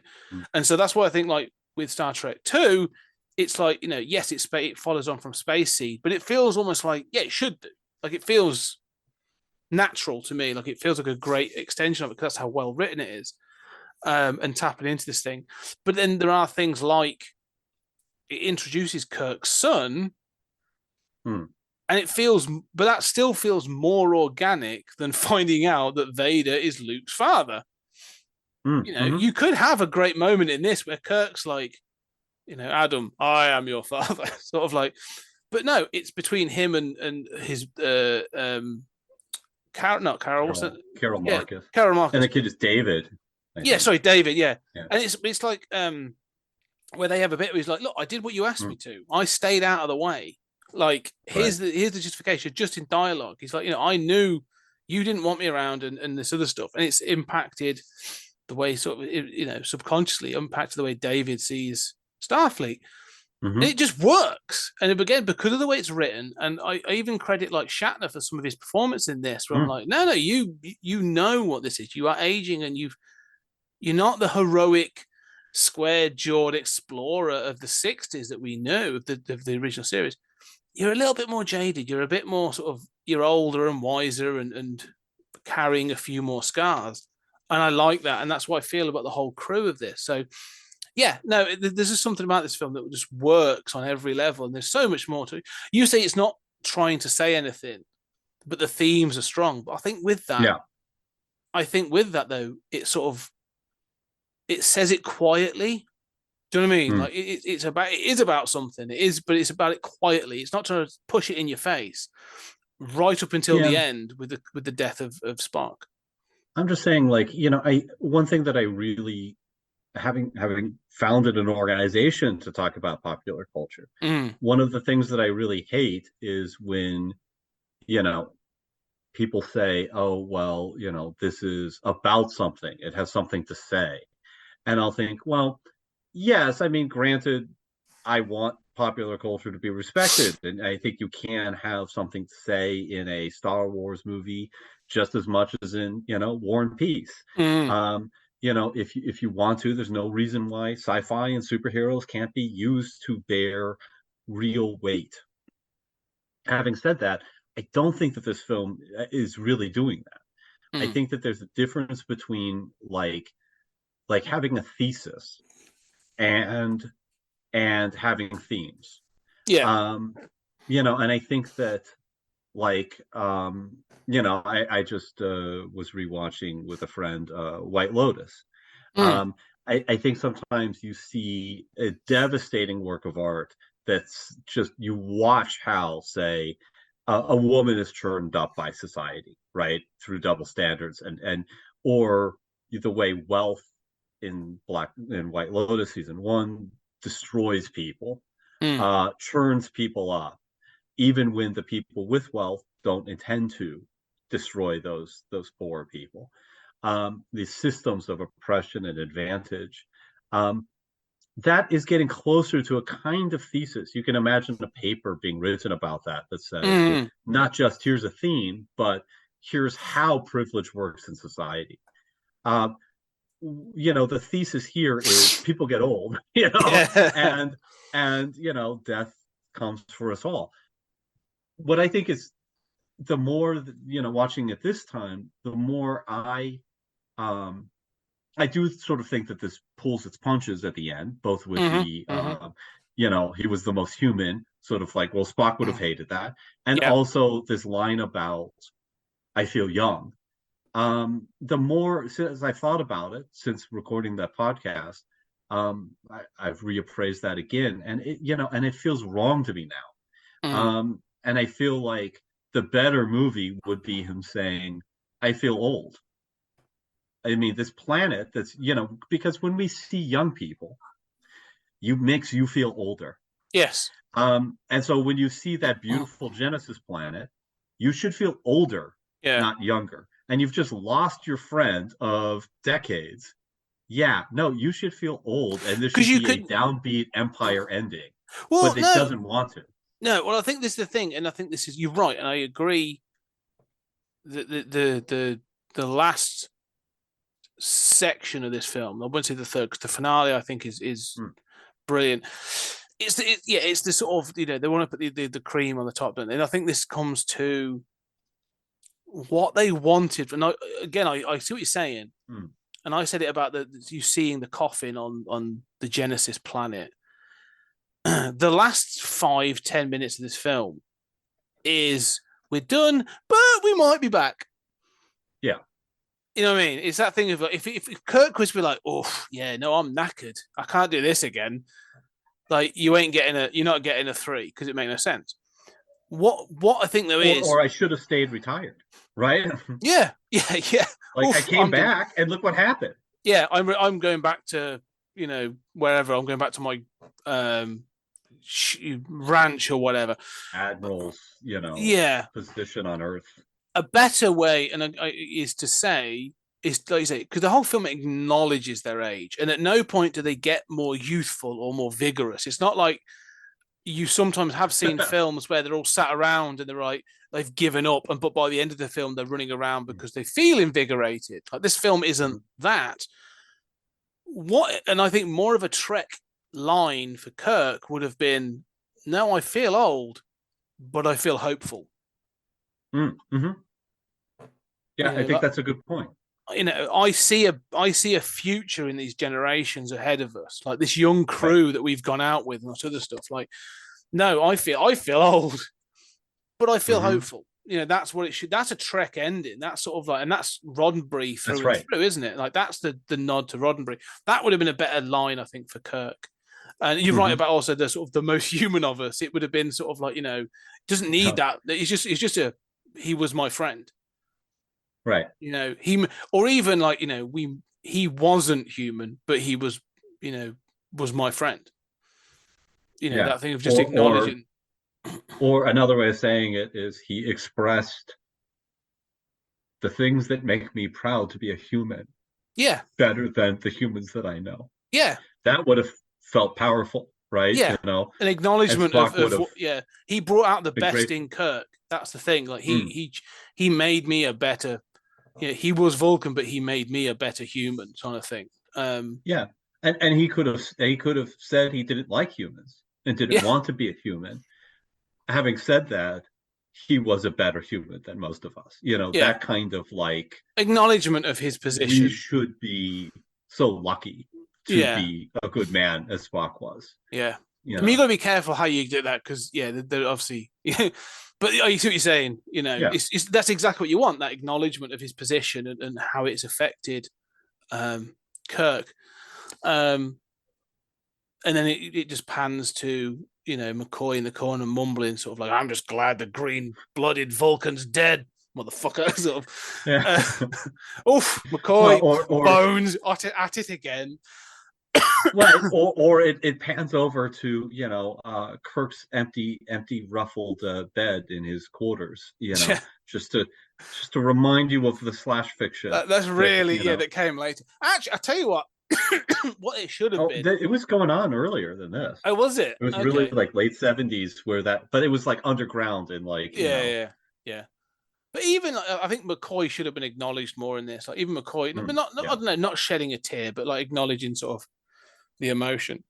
But anyway. No, go on. Well, I mean that's true. It does sort of throw away the sort of classic triumvirate kind of thing. McCoy's not very important. But I will say, it is, without belaboring the point, comparing it to Empire, right? Like Empire is a young franchise getting started.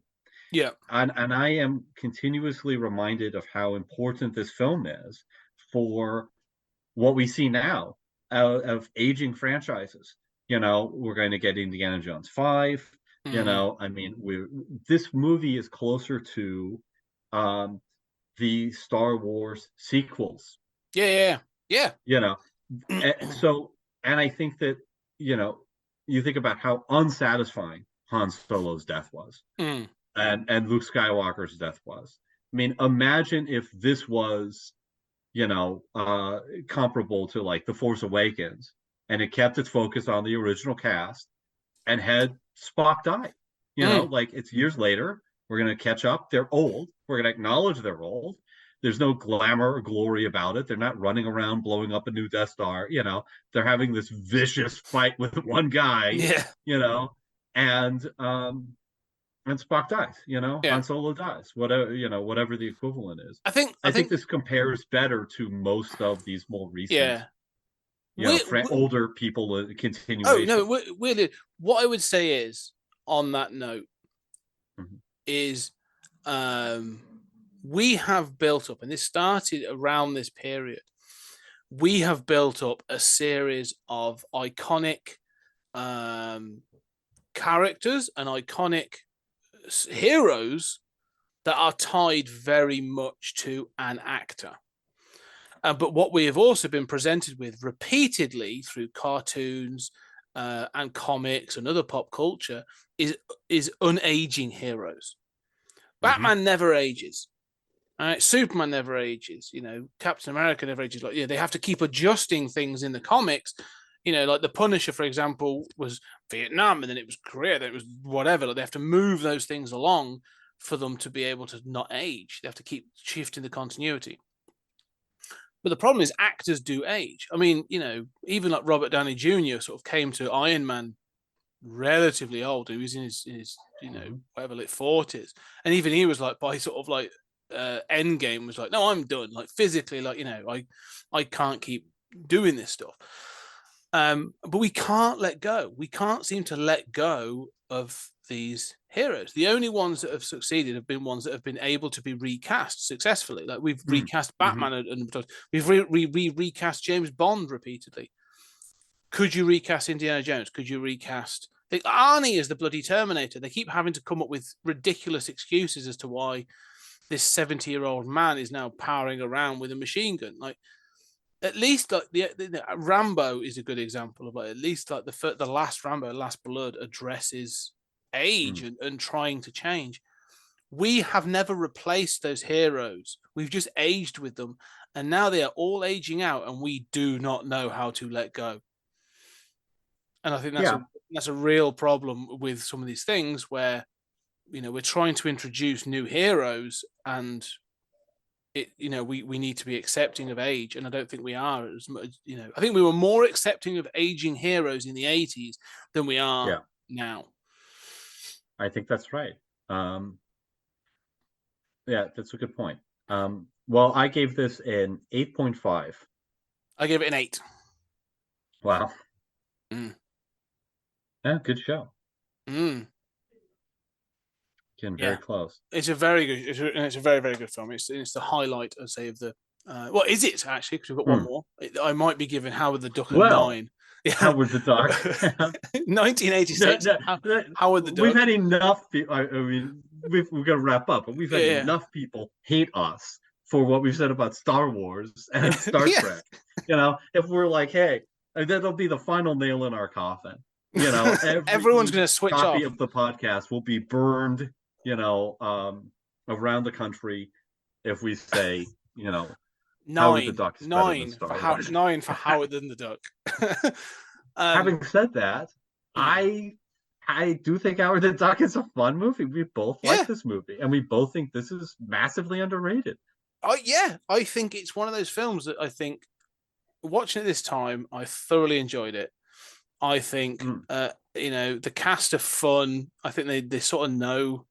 They know what they're in. Everyone from Tim Robbins to Jeffrey Jones know exactly what this is. They're like, oh, we've got a duck running around Cleveland. Fine, we'll go with it. It weirdly goes in places, like when it's got sort of these Lovecraftian, like interstellar overlords.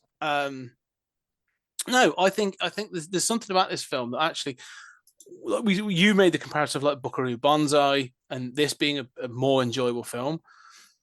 There are films, I was thinking about it, and there are films from the 80s that aren't good, on the usual level. So like I have a fondness for Buckaroo Banzai, Killer Clowns from Outer Space, Invaders from Mars. There's all these films that I've got them on my shelf. Like, I can look at my shelf over here and I'm like, I've got all these films from the 80s that and around this period, that just don't seem to that got sort of cult status. But for some reason, this film doesn't sit in that category. Yet I think definitely sits shoulder to shoulder with those films. In some cases, is slightly better than them. I agree completely, and I am shocked at how hated this movie is. But I do really think it comes down to, because I was one of them, the comic fans who felt disrespected by popular culture, and we forget how extreme that was. Yes. I had a professor who not only said, when I started Sec Board, it was in response to stuff like this. I had a professor who not only said comics weren't art, and could never be considered art, but then added that if I wanted to take them seriously, I need to change their name from comic books because they're not comic little strips. It was like, what the fuck are you talking about, you pretentious prick? And so, but at the time where there was no respect, but also that lack of respect was tied to that concept of being for kids and being comic, right? Funny animals, a thing that was taking the piss out of funny animals, was not a good representative of comic books. So, well, I think one of the things in watching this film and knowing a little bit of behind the scene politics and stuff, like, it is clear that there was originally a harder edged version of this film. Yes. And someone in the studio was like, but it's about a duck. Like, is this for kids? Who's this for? Can we have a rap song, or can we have a film song tied in? Can we have a song tied into the film at the end of it? Can I have? How do we merchandise? How do we market this film? Like, who is it for? Like, I can imagine the notes coming in about this, like them having all kinds of problems with, like, who the hell is this for? Right. Yeah.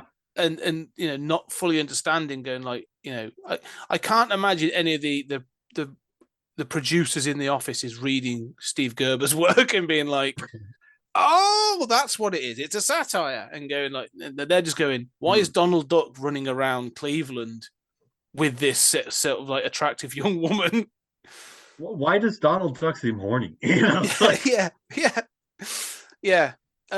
Which sounds brilliant. Like, that sounds like such a hit now. And but it's post Jessica Rabbit, and this is pre Jessica Rabbit. This is, well, I'm saying us now, right? Oh yeah. This movie, not just for comic book movies, and I do think even as a comic book movie, it's a better movie than Thor. It just is. It's not a superhero movie, but it's like Alien comes down and it doesn't fit into our culture and saves fish out of water. Yeah.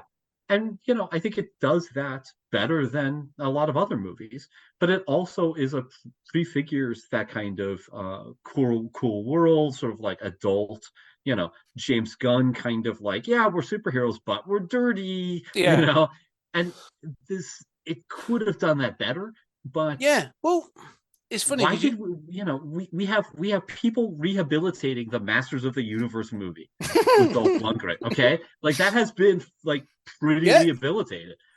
How has this movie not? Well, I'm going to stand on this, right? Because there's two things I want to say. Like, this thing around aliens coming out. You mentioned like Earth Girls Are Easy, which I still think has probably not the widest cult following, but it's definitely got a cult following. Like, I've seen it. It's got a decent following. The Coneheads, Meet the Applegates. Like, there's all these weird films that came out around the late 80s, early 90s about that fish out of water, or like aliens or whatever coming down and trying to blend in. But this film seems to have been, is still maligned because it's a Marvel comic. And I think it's sort of like, it disrespects Steve Gerber's work, and it's this and it's that. But I think you're right. I think I want to stand on a platform now and say, let's start the rehabilitation of Howard the Duck as actually a rather fun and silly sort of alien fish out of water 80s movie. Yeah, I agree with you completely.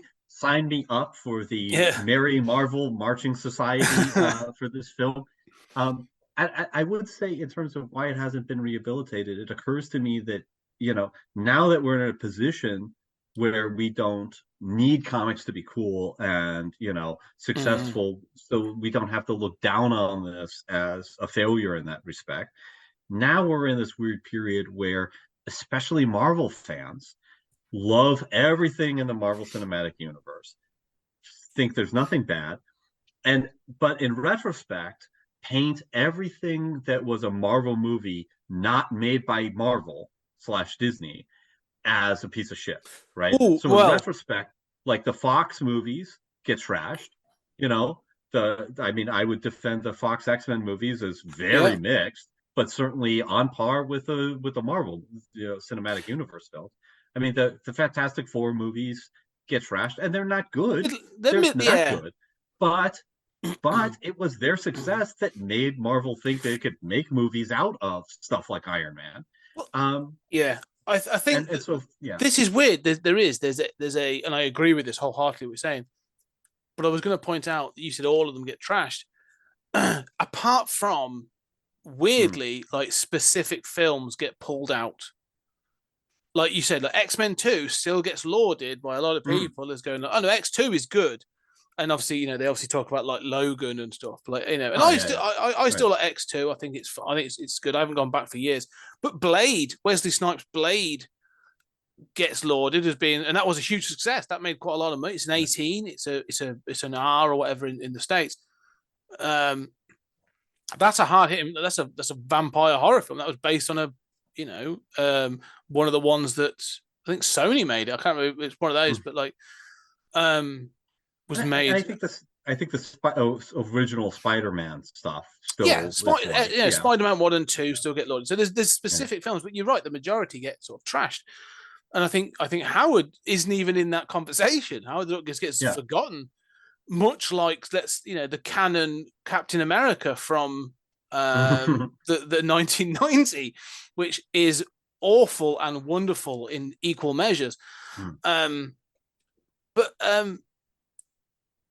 Yeah, I don't know. There's something about Howard the Duck watching this time where I was watching it and I'm like, this film clearly doesn't know who it's for. Like, it has a whole dance number that is very Back to the Future. It's got these little nods, and I'm like, oh, this is very kid friendly, and this is very. However, it starts with duck boobs and a condom joke and play duck, and some terrible duck puns. But well,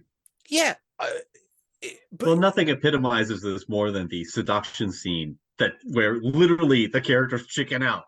Yeah, like I wanna fuck you so bad. I'm just kidding. Oh my god. Yeah, and it's so, and then it turns to a silhouette of what's going on for them to then be interrupted.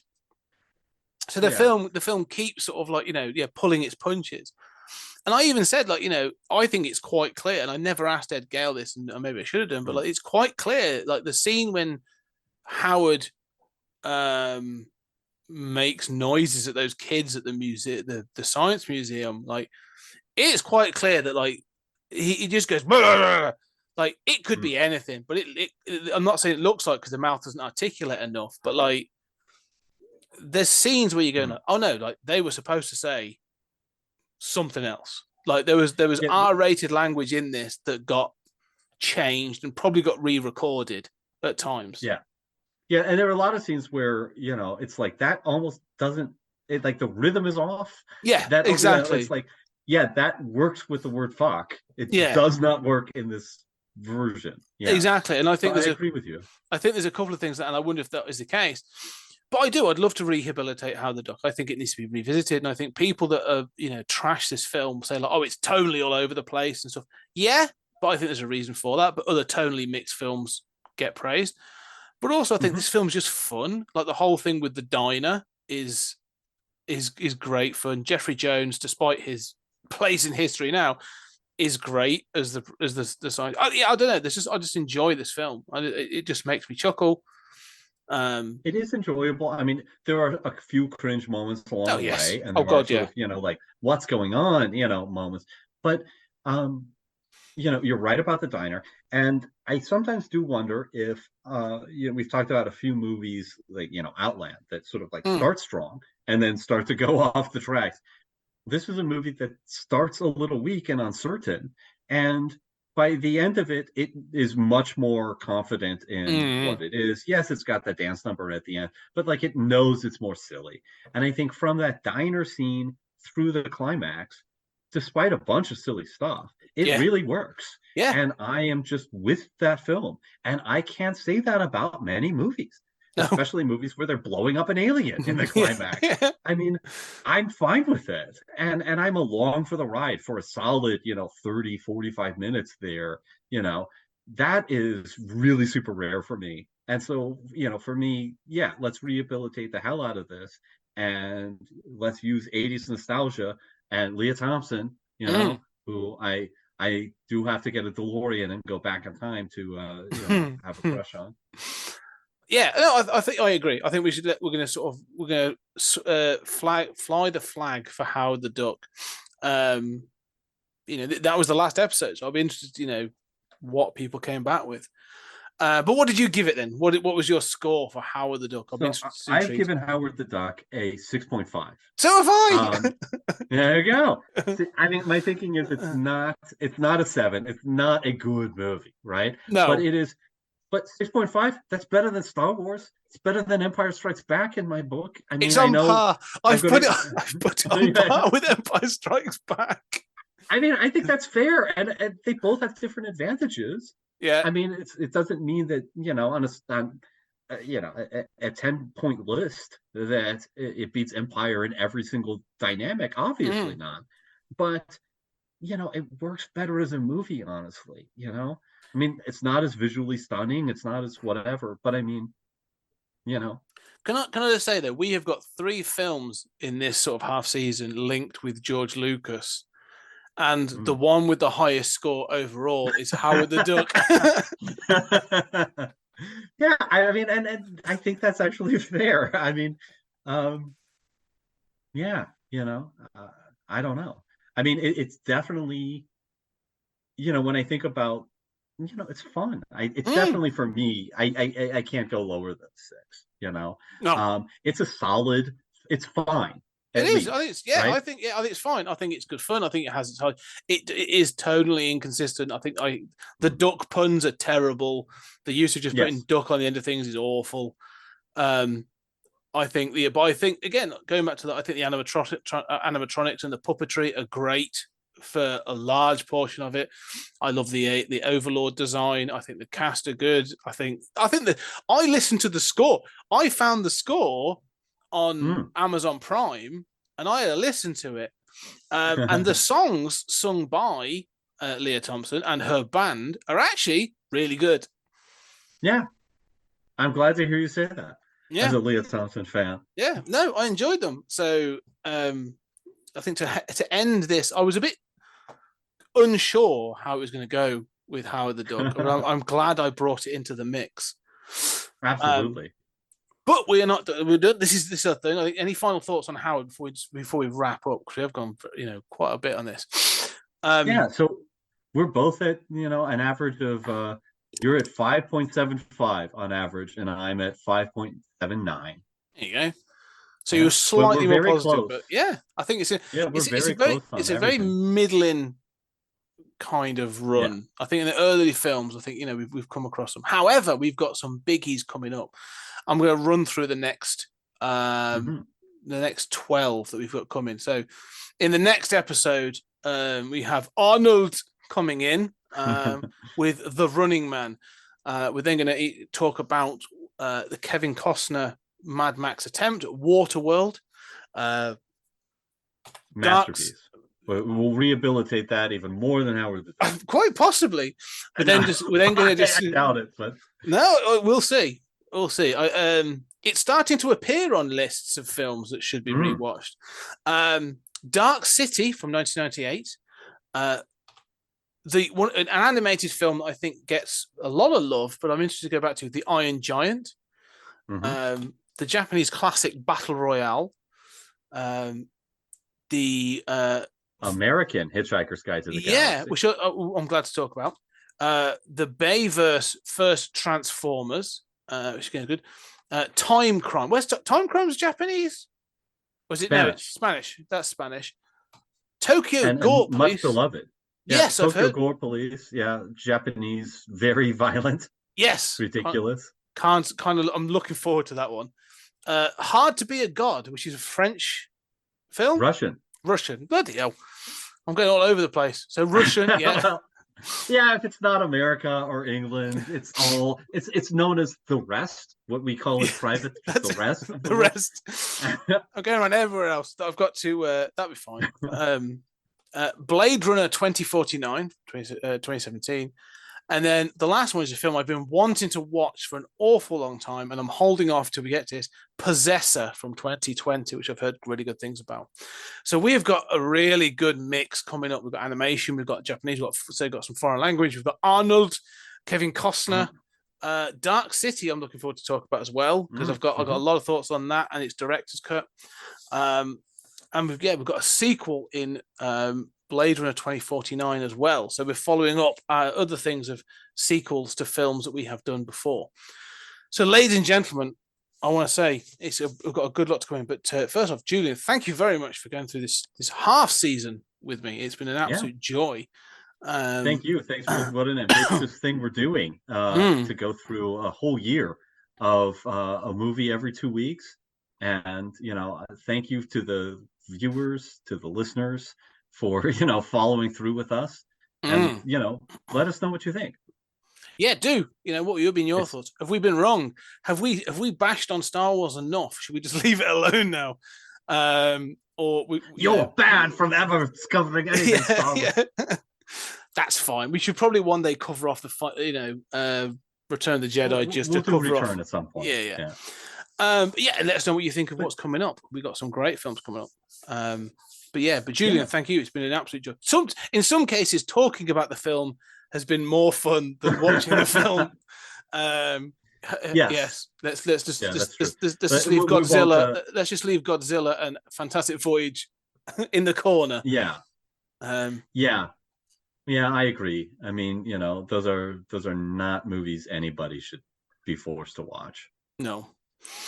But anyway, we're going to wrap up. So, ladies and gentlemen, thank you very much. And if you enjoy what we're doing, go obviously check out our Patreon. We've got us talking about trekking through the Twilight Zone, which you are checking out the first season in between each of our fortnightly episodes of movies. There's more on there. We're getting through the third season. We've got loads of stuff going on there. 30-minute thoughts of me just giving my thoughts on different things, and Creator Corner. So we've got loads of things. Go check that on the Patreon. But for now, ladies and gentlemen, thank you very much for your time, and we shall see you on the next episode.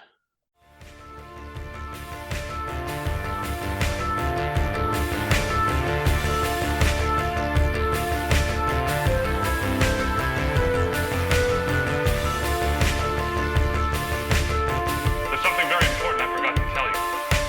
What? Don't cross the streams.